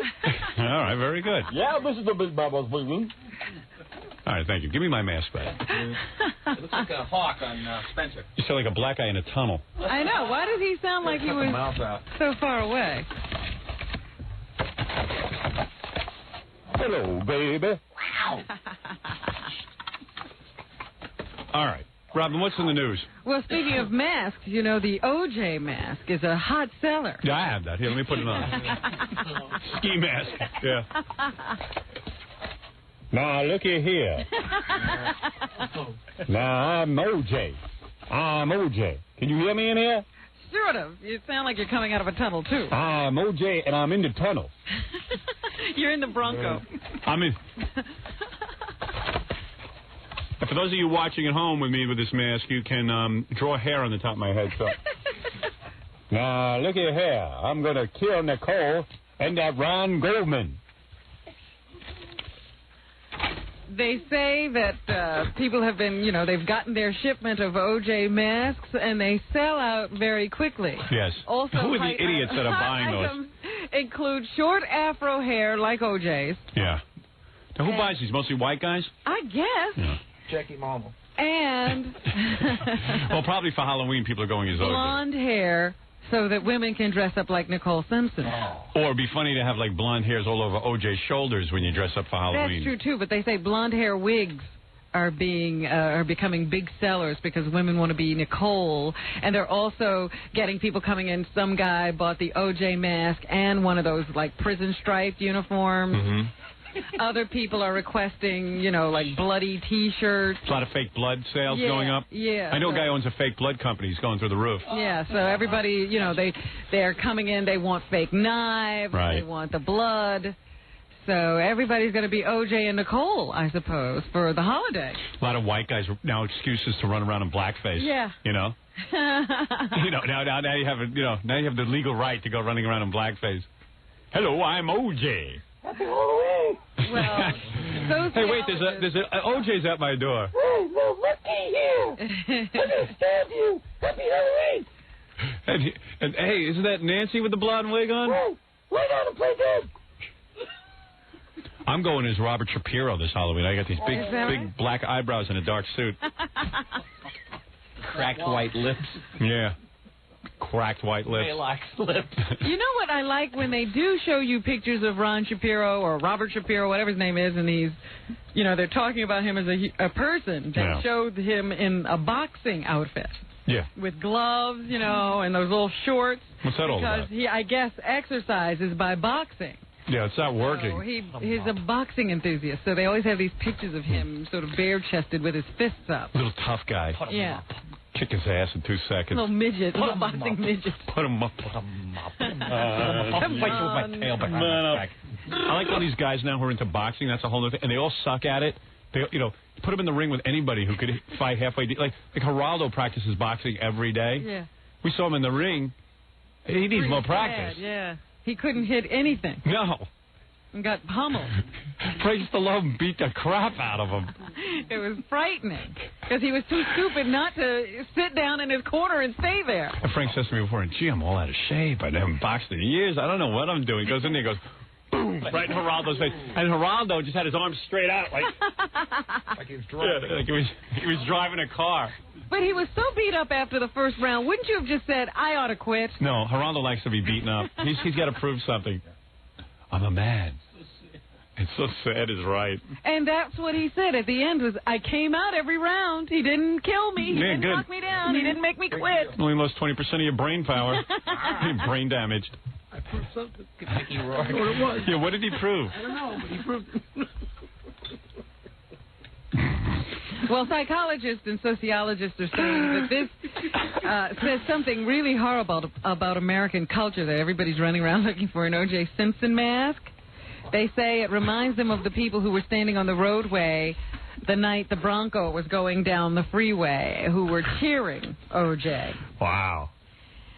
As society becomes less and less clear about right and wrong, why are we so unclear about right and wrong? Fred. People are more swept up in entertainment generally, and these days people live through entertainment in a powerful way. Oh, my. That's a mouthful. I don't know. Well, that's what a sociologist said.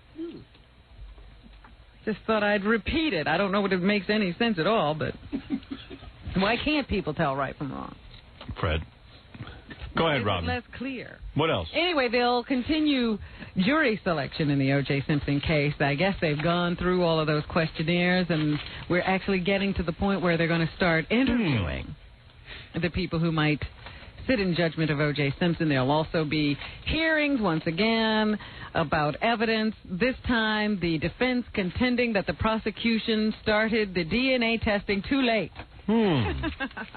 Yeah, good try. They're amazing with these things they come up with. You know, they sit in a room and they say, okay, what can we say next to get to Judge Ito and have another hearing about this evidence and try to get it thrown out? Let's say the DNA test started late. Let's say we just put him in jail already.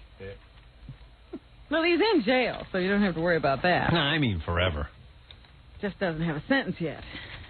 Do you think there'll be a plea bargain? I really do believe there will be. Do you really? Yeah. Do you really believe it, though? I really do. Yeah, all right. I have no idea. I have no idea. But everyone's saying that all this legal wrangling is to get the prosecution all nervous, and all these little leaks about, hey, they tried the case and you know, they know they can win. They've done surveys. They found that most people think O.J.'s innocent. All that kind of information is sort of to get the prosecution thinking, hey, maybe we should just cut a deal and be done with this. Yeah, it's enough already. It seems to me sometimes that that some people think the case comes down to how Marsha Clark's hair looks on a specific day. I hear now they're saying it's unfair that O.J. has a nickname, and they're thinking of taking the case out. I saw an article in one of the tabloids that It was good. were giving her different hairdos. I was just reading that. It's really cool. See, this is stuff I like. I think the Inquirer is a great newspaper. Maybe I'm nuts, but where's I like that article. Where's my Inquirer? Someone took it. Oh, you took Jackie took it. Where did it go? I was looking at it. Why would they take my paper out of here? It's not like we're not doing a show and we use all these things. They took pictures of... Tossed it to the side, and we were looking at the picture of Whoopi in the light. That's Oh, I see. my fault. It was probably in the can with my Inquirer. Watch it. So they took this. I'm telling you, the woman who is prosecuting the O.J. case is a knockout. She just got bad hair. She's got a hell of a body. And they show younger pictures of her, and when she had good hair, I don't know, her hair fell out of her head or something. No, they just put different hair on her. No, I'm saying, though, I'm talking about in general. I've seen pictures of her as a young woman. Mm-hmm. And I'm saying now her hair is bad, so she don't look that good. But I'm telling you, she's got a hot body, and she got a pretty face. So they took Candace Bergen's hairstyle and stuck it on her, and look how good she looks. See? Look at that. I think they call that Marla Maples, don't they? Yeah, no, that's Candace Bergen. This one is the Lisa Gibbons hairstyle. She kind of looks like Kathy Lee Gifford, like that. Yeah. And this one is the Terry Hatcher from Lois and Clark look, which is really cute. So all she has to do... all those looks work for her. They sure do. I'm telling you, there's a woman who you could really get friendly with, and she could give you a good time. I'm telling you, she looks like she's horny. Does she look horny in her regular hair or... Oh, yeah. Didn't I spot it right away? Well, you did. I sure did. You started talking about it first. She's the kind of girl a lot of guys toss off. I wouldn't toss that off. She's a diamond in the rough. Oh, yes. Give you everything she got. Believe me, give her OJ's hairstyle. I'll still bop her. She looks like a woman going through chemotherapy with that hair. All they got to do is doll up that hair. It's a bad perm. Yeah. She ought to get rid of the perm, grow it out. And I'll tell you, I'm like Marlon Brando giving advice. Yeah. But I'm telling you. Trust me. Anyway, go ahead, Robin. Tensions are rising in the Persian Gulf. Did you hear over the weekend that Saddam Hussein has troops moving toward the Kuwaiti border once again? And so now the U.S. is sending troops into the area, and they're issuing warnings to Saddam not to be stupid. I told you not to be stupid. Or a moron. Now, how does this affect my movie? Will it slow it up in any way? I don't know, Howard. You know how some of these things can affect people if they're going to stay at home and watch the war. Oh. As long as it doesn't affect my movie, I don't care about it. Yeah. I don't know if that would hurt you or not. As long as our boys will be home to see my movie. But, you know, there is all this posturing going on now. Apparently, Saddam upset about the sanctions that continue to be imposed against his country, so he's showing that he can move around troops just the way he wants to. Some Iraqi officials are assuring other governments that no invasion is planned, but then you got 50,000 troops sitting at the border. You wonder what he's going to do with them. Why don't they just kill him already? Well, that was my thought on the whole thing. Why bother to go and attack those troops? Right. They are simply pawns. Send some CIA guys in to kill him. We got all those smart bombs. Yeah, we got a lot of smart bombs. Just send a bomb in each location you think Saddam might be. People will throw him into the street if they don't know exactly where he is. Well, you know I'm available to entertain our boys if they have to go over there. Well, that's I just want to sign up right now. Me and Martha Ray. Well, you know, David Letterman did that the last time. What did he do? He went over to entertain the troops. Did he really? David Letterman? Didn't he? No. Oh, no, I'm thinking of Steve Martin. There's a big difference there. In fact, I'm going to go over there. I'm going to bring Martha Ray with me. Not all of Martha, just her legs. I'm going to pack them up in a suitcase and bring them. Are they able to travel? Because Martha... Yeah. Wow. Hey, how about those gams?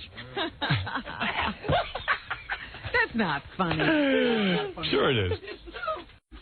No funny. All right, let's take a break. Wait a minute. I just wanted you to hear Madeleine Albright, who is the UN ambassador, and what she says. She was on TV on CNN last night to warn Saddam Hussein and to tell us exactly how the president feels about the troop movements over in Iraq. The main message that President Clinton delivered to Saddam Hussein is do not make a mistake, do not cross that border, do not, in effect, do not go to create circumstances that will make it necessary for us to act. Oh, she's a loudmouth. Meanwhile, Ross Perot, who now has his own radio show or something, was on CBS's Face the Nation. Hi, this is Cousin Ross with you. And he says that all of these things are really stupid. Haiti's stupid. The Iraqi situation is stupid. We're run by a bunch of stupid people. Haiti, should win an Oscar for the dumbest idea of the century in terms of military operations. Now, I realize your newspaper, he's the adopted son, but, I'm just giving it to you straight. I can tell in your eyes that you're criticizing our boy. You're right, I am, because human lives are at stake. You say, why are you being so harsh? Some great young person with stars in his eyes wearing the uniforms of the United States will have his life put at risk by people who don't know what they're doing. But he never tells you what should be done. He just tells you how things are stupid. And they should win an Oscar. Doesn't he know an Oscar is a movie award? Yeah. The only one winning the Oscar is me. You know, I already practiced my Oscar speech. What is your Oscar speech? Well, you want me to give it here? Sure. Because I asked John Avildsen what he said when he got his Academy Award. So, Would you just transcribe it and change the name? No, what happened to him was, he says he didn't think he was going to win or anything. And it's kind of cool than being directed by an Academy Award-winning guy. So I said, well, what did you say when you got Did he bring it with him? Have you seen it? No, he got it in his house. But he said it was really something. He says, all of a sudden I'm sitting there and I'm realizing how stupid this is in the sense that all of a sudden I'm in a competition. I didn't want to be in a competition. I didn't want to, because he was up against some hard films that year. He was telling me some of the directors, like Scorsese and all these other guys. So. And he didn't want that? He wanted it, but it was like weird all of a sudden. When he made the film, he wasn't trying to get in a competition where, and then if you lose, you feel like you're a loser or something. So he went up there, and what he did was he wrote down everyone's name that he wanted to thank, stuck it in his pocket. They call his name, John Avildsen. You win the Academy Award for Rocky. He goes up there, make his speech. He has all his names written down. He pulls it out, and he says, when he pulled out the envelope, it looked like a Monet because he'd been sweating so much that all the ink ran, and he's staring at like a whacked-out sheet of paper. So then he just went up there and he went. Good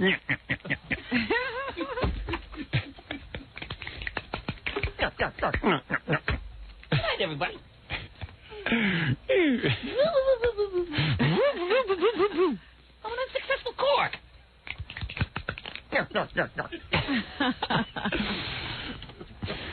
Let me tell you about Snapple, Robin. Is this your acceptance speech? Yeah. That's what I'm going to do. I'm doing it after Snapple when I get up there. I'm going to win the Academy Award, by the way. For what? For my movie. No. I mean, are you thinking of winning an acting award? Yeah. I know I'm going to win it. Or a writing award? I'm probably going to win that, too. Howard, hey, you laugh at me. All of a sudden you're going to become popular? This movie is going to be so good that... Doesn't matter. They're good movies. No. Look at Steven Spielberg. They're not going to be able to ignore this. They're not going to be able to ignore this. Amazing. You got to wear an AIDS ribbon. I'll wear an AIDS ribbon. I'll wear two. He's wearing the AIDS bow. Yeah. I'll wear it on my flag, looking for action. He's got one of those big puffs that when you get when you have a new car. And I'm going to sell the sponsorship of my acceptance speech. My acceptance speech is brought to you by Snapple. Made from the best stuff on earth. And you'll stop in the middle of a speech and do a commercial? Yeah. Yeah, first you get the billboard, then I do my speech. I go, wait a second, let me tell you about Snapple. And then you get the rest of the speech. It's going to be the greatest acceptance speech ever. And you'll make money and everything will be good. Yeah, I'm going to get paid like $1 million just for the acceptance speech. You guys wait and see. What do you think what do you call that? That's where I plan to make all my money on the movie. The wacky vote will bring you into the Academy Award? No, I see the way this movie's going. It is going to be considered one of the best films of the year. I just know it. But they will not vote for you simply because you're an outsider. No, no. I'm just telling you, somehow I'm going to win it. It's going to be like weird, like the ratings. You know, it's just going to, something weird's going to happen. I'm just saying what you're saying then is everybody's like, as a goof, let me write down Howard. Right. Because nobody something weird is going to happen. going to vote for him anyway. That's right. The goofy factor will sweep you into the account. I just know I'm going to win. Hey, anyway, every Snapple flavor is unique. And by unique, I mean different. Is that right? That's right.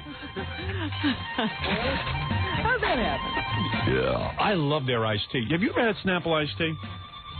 I spend a lot of time talking about the sodas because I'm thrilled with their soda product, the fact that it's all natural. I like that. I think for the kids it's good. I think it's for me it's good. It's, when you buy the root beer and it's clear as water because there's no artificial brown coloring, I like that. But they're real brewed iced teas. They're, not to mention their fruit drinks and natural sodas, but their real brewed iced teas are... They taste like a homemade, rich iced tea. People who are big iced tea drinkers all switch over to Snapple. They're full-bodied and full of flavor. Much like yourself, Robin. Snapple, made from the best stuff on earth. You're listening to The Howard Stern Show. Once again, Howard Stern. Who is that? That's not Stuttering John. I believe it's The Offspring. They're good.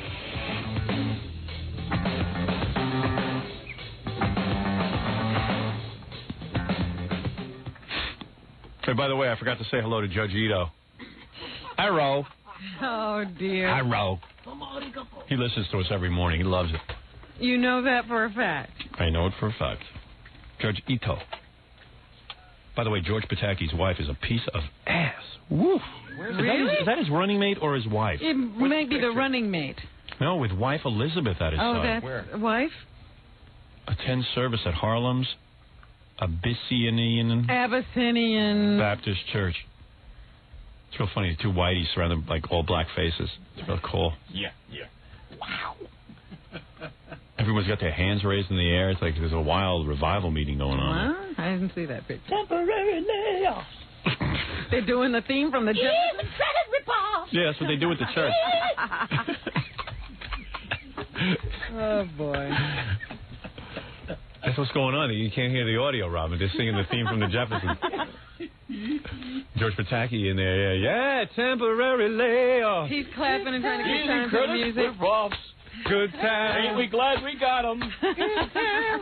Beans don't burn on Look the at griddle. his wife. Beans don't burn on the grill. Took a whole lot of climbing. Sugar kid up that hill. Take a look at that, Robin. Let me see. Nice piece. Oh, gee. He must have got... Is that his second wife? No, I don't think so. I think he must have been rich when he married her. Wife.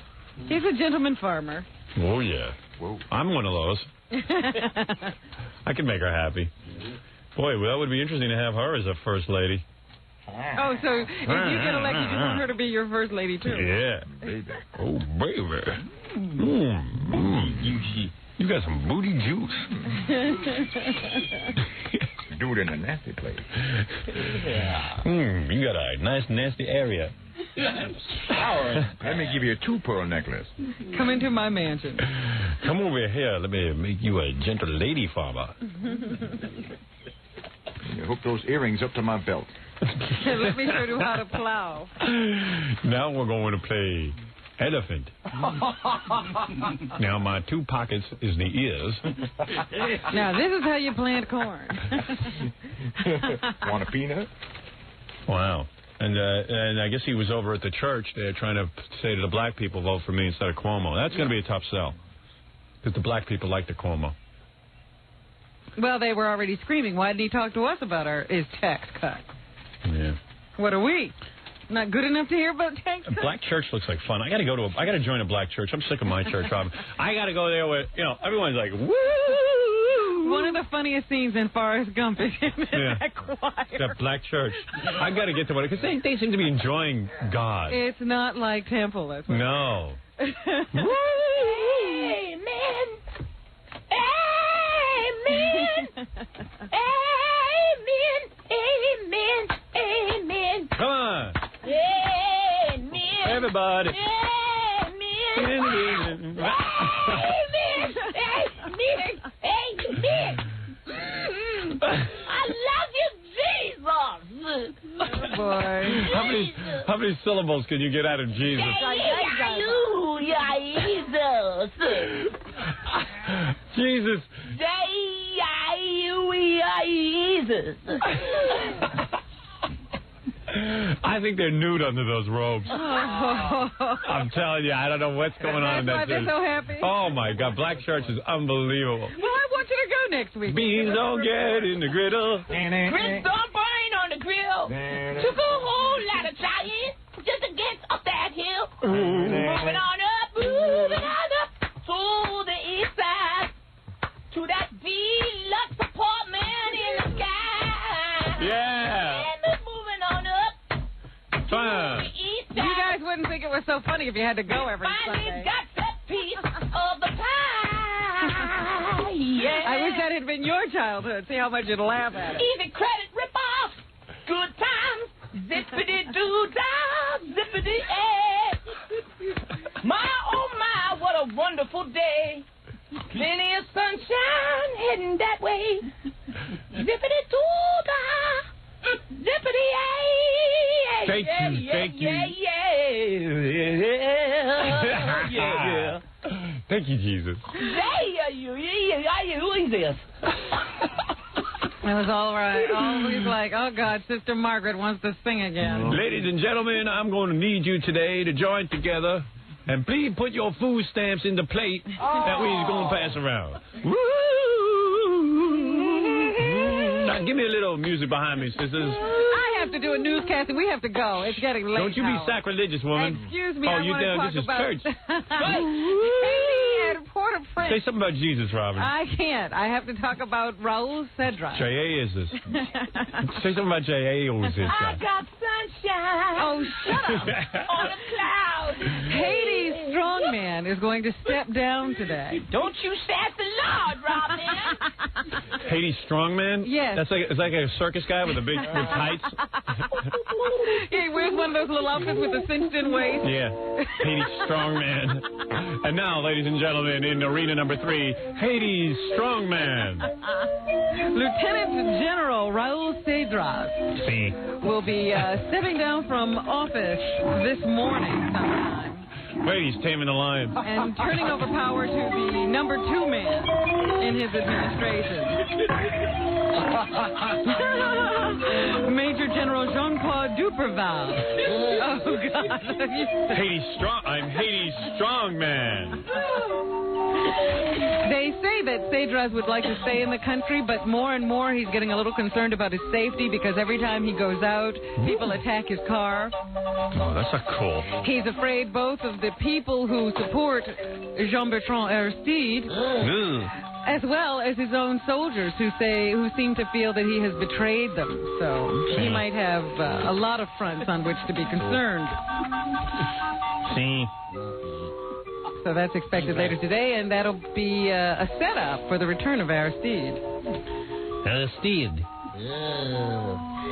In Guantanamo Bay, you know, they have all these Cuban refugees now, people who jumped on tires and whatever else they could find and tried to float to the United States, and they were taken to Guantanamo.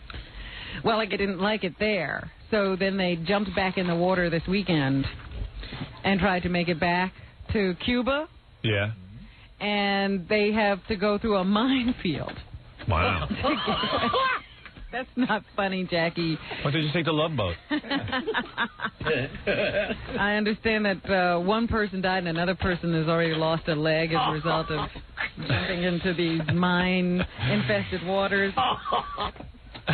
So now the Cubans are saying it's up to the Americans to keep the Cuban refugees from jumping back into the water. It's always our job. It's always our fault. We told everyone not to come here, and they come here anyway. It's too bad because I understand like a lot of the people on those boats are like nuclear physicists and people who would really add to our society. Those are the kind of people who jump in water Yeah. and try to go through a minefield. Yeah, I'm sorry we're losing them.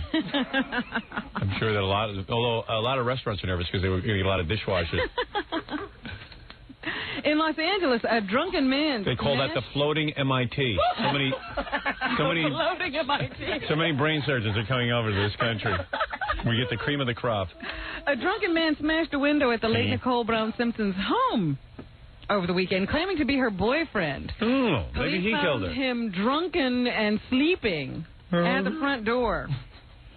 They took him in for a psychiatric evaluation. It's been determined that he is stable enough to stand trial or to be in court. You think so, huh?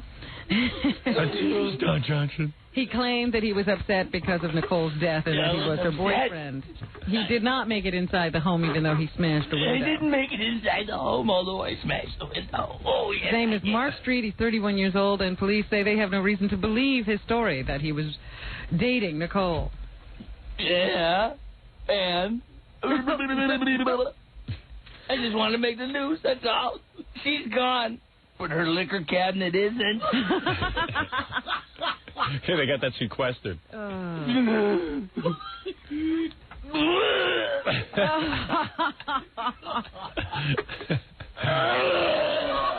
that's disgusting. Do you feel better now? No, I taste like cheese. It just comes squirting out your nose. It tastes like what, cheese? Yeah, cheese. Don't visualize this. You're just sick. Oh, my. I'm a mess. Take me away. Take me away. Swiss experts I miss her. Are conducting... Wipe me. Oh, what? Please. Wipe me. Wipe you? I'm not wiping you. Go ahead, Rob. Swiss experts are going to be conducting autopsies today on more of the members of that doomsday cult. Officials want to know if the cult leaders were among the 53 people who died. Cult. In what appears to be a series of bizarre murder-suicides in Switzerland and Canada. They were not sure if the cult leaders were there. There are all kinds of allegations that they were money launderers and drug traffickers, and all kinds of things are coming out. But they're still running around looking for the cult leaders and hoping that maybe they're among the dead. They said a lot of these people were shot. There were bombs planted. The bombs were similar to some bombs that have gone off recently. So, strange tale. Princess Di might have been caught on videotape having sex with her horse trainer. Or her riding coach, whatever you want to call him. Riding coach, Robin, is what I want to call him. Okay, her riding instructor. Right. Major James Hewitt. A guy says that he actually videotaped them. With the horse? Having a go outside. Oh. Ooga. Di had on panties, long riding coat, and not much else. Wow. Hubba hubba. Well, the guy in the videotape only has his top on. What is wrong with those I'd love royals? to have sex with you in your riding coat. But they're just like children. Yes. They're running around totally out of control. Naked. Having sex. Yeah, sex. Grass. Sex. Yeah, rich, stupid, yeah. English. Yeah. What else is in the news, How Rob? embarrassing they are. Oh, come on. You know, I don't even care about the royal family anymore. Screw them. What else you got, Robin? The Specialist, the new Sly Stallone film with Sharon Stone, #1 at the box office this weekend. They say it's one of the worst films ever made. I read one review said it's so bad it's good. It just goes right past, Bad. all the bad stuff and turns into good again. Wow. You mean it's so bad that it's almost like... It goes off the scale of bad and gets over into good. Wow. Is that really true? I saw it. You saw it? It is. There are things that happen that you just want to punch the person next to you. Right. You just can't believe it. And the Sylvester Stallone is now all about muscles, right? It's all about his arms and his chest. But this is nothing. Anything Sharon he's ever Stone- done. This is so ridiculous. It goes beyond. It's just like every vein, and it's just so silly. I heard it in some of the test screenings. People were laughing at the love scenes. Well, Sharon Stone, is she now realizing that she is not a celebrity? actress, She's not an actress? That you're only as good as the script? There's nothing special about her. She doesn't have a good script. Yeah, that one script was a fluke. Yeah. Now she's back to doing nothing. But she gets paid a lot more money for it. He gets on a bus and beats the hell out of everybody. It has nothing to do with anything. He just beats them up. It's just like they took it out of another movie and put it in there. It's like, I beat somebody up, I think. Now, can I ask you a question? Don't get insulted. You're a guy who never goes to a movie. I like everything. No, but you never go to a movie. I always never. go to a movie. What are you talking about? You do? You hardly ever go to the movies. Why this movie out of all the movies? Yeah, why would you choose this one this particular That just weekend? happened to be what was starting, and my date, Mr. Bob Burford, was free, and it was a late showing, and we went. Right. Where was your wife? She was avoiding me in Burford. No, really, what was going on? How come you get to go to a movie with her? She was tired? And she let you go to the movie yourself? Yeah, she trusted us. Wow. You didn't think you'd get anything off Burf? I did, though. It was so bad. It is so bad it's good. So you start to enjoy it because of how ludicrous and over the top Rod Steiger's great. James Woods is great, but it's just... It's bad. Oh. And were you goofing on it during the movie? You just laugh and start. You just want to go throw things at the screen. Was it a packed theater? No. That's what I didn't believe. Well, it made $14 million this weekend. But the guy in Newsday really bombed it, so I think that's why it wasn't a credit. Well, The River Wild is number 2. Meryl Streep's jump into the action film genre. My wife and kids went to see that. They said that's great. It is good. Yeah. Really good. My kids were scared during it. They said it was like really scary. Well, it is suspenseful. You just don't know what's going to happen in that whitewater rafting. I don't know how anybody would do it. I did it one summer. You got to be insane. I'm on this raft, right? They got us in. I had a canoe kind of thing, and I'm on it, and you're going down pretty good rapids.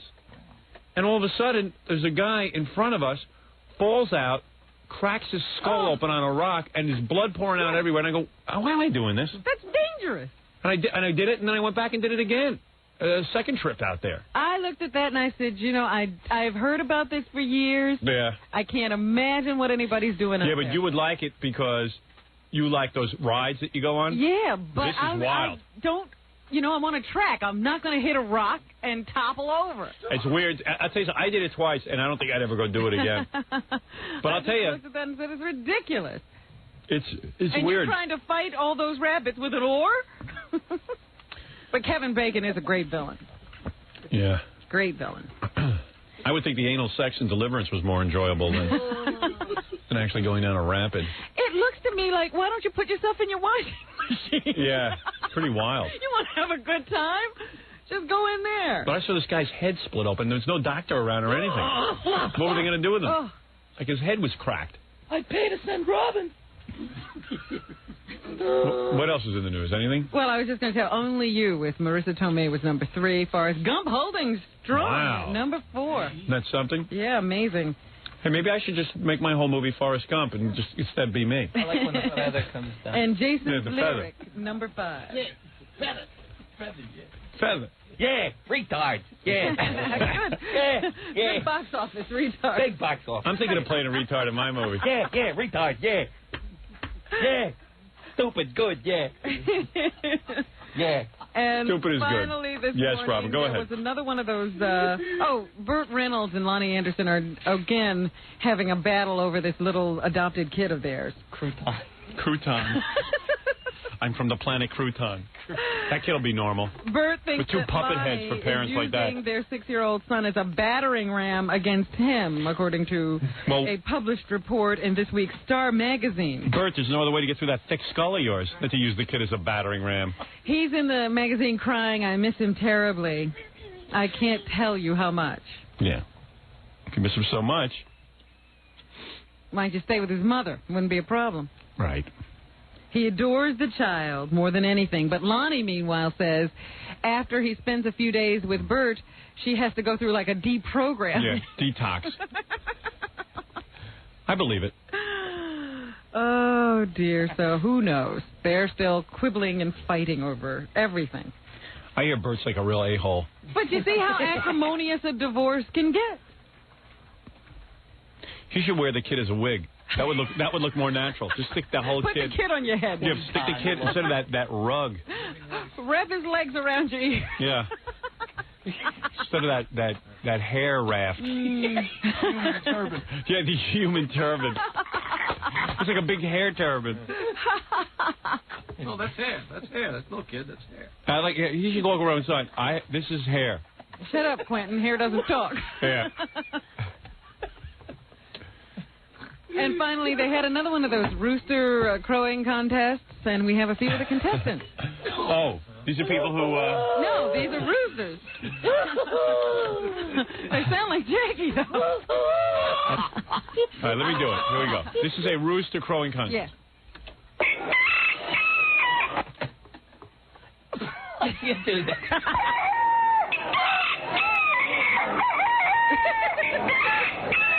Does sound like Jackie. Jackie ought to enter these contests. All right, let's have a Jackie versus Rooster contest. Hold on, let mine recue. I'll point to you when it's Jackie's turn. First the Rooster will go. Oh, man. And then Jackie's turn. When I heard this is Jackie. Hey. Is that one Rooster I just played, or was that mini Rooster? It's two, I think. At least two. Yeah, this is on the world's longest cue cart, so I can't get to it. Oh, dear. I give up. All right, we'll save that for the... okay, here we go. Oh, you ready? There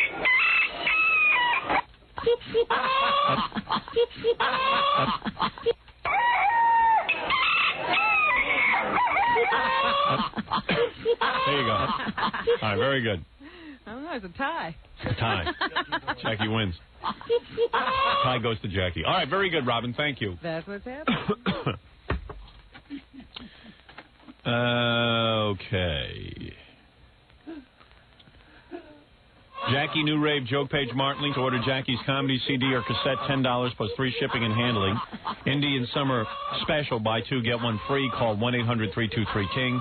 Friday night, October 21st at my father's place. It's Jackie in Bayside, Queens. For raunchy jokes and info, call 516-922-WINE. Remember, 922-WINE is not a pay service. Also, don't miss Papa Fohai this Saturday at the Bell Atlantic Cellular Warehouse on Route 4 East in Paramus, New Jersey from 1 to 3 p.m. And spend an evening with Baba Fohai at the Learning Annex on October 20th as he hosts a guest lecture on Behind the Scenes of the Howard Stern Show.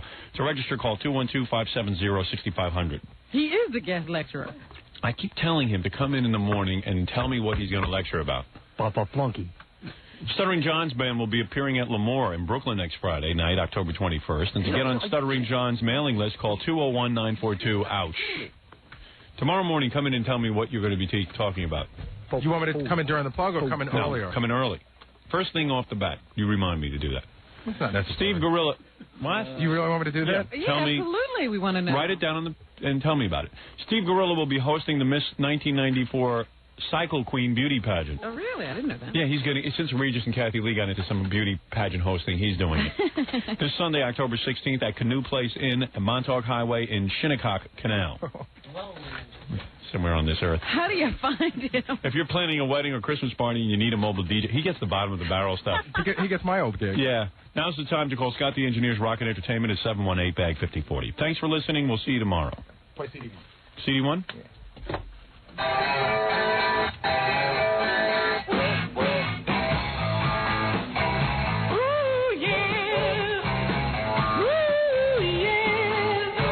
See those two old codgers from Led Zeppelin now parading themselves around? Frightening. Jimmy Page and Robert Plant. I can't wait. When is that coming on TV? And they never wanted to do, I think that was on MTV the other night. Oh, was it? Yeah, they never wanted to do, they said, we don't want Led Zeppelin to stay together. We don't want to just sit around and do our old songs. And then that's all they're doing. Now they're happy to do it. Did you see how excited they were? And they put out 100 live albums already when they were Led Zeppelin. And now they're going around they took out all the electric guitars. Yeah, it's unplugged. Now it's unplugged, but it's the same songs. But did you see how subtle it was for Robert Plant? It started out with, I'm never doing any of that stuff. Right. Then it was, okay, just for Live Aid, we'll do a reunion. Then it was, he couldn't sell a lot of his records, so he'd go on tour, and he slipped in a few Zeppelin songs. Yeah, that right. was right to the reunion. Yeah. And Jimmy Page started working with a Robert Plant imitator. Right. Now we all feel like jerks for buying into this in the first place.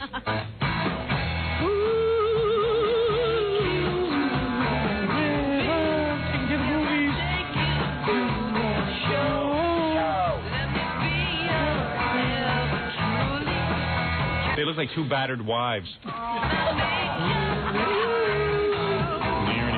Dead Zeppelin. The tribute bands are better. I know. Cool.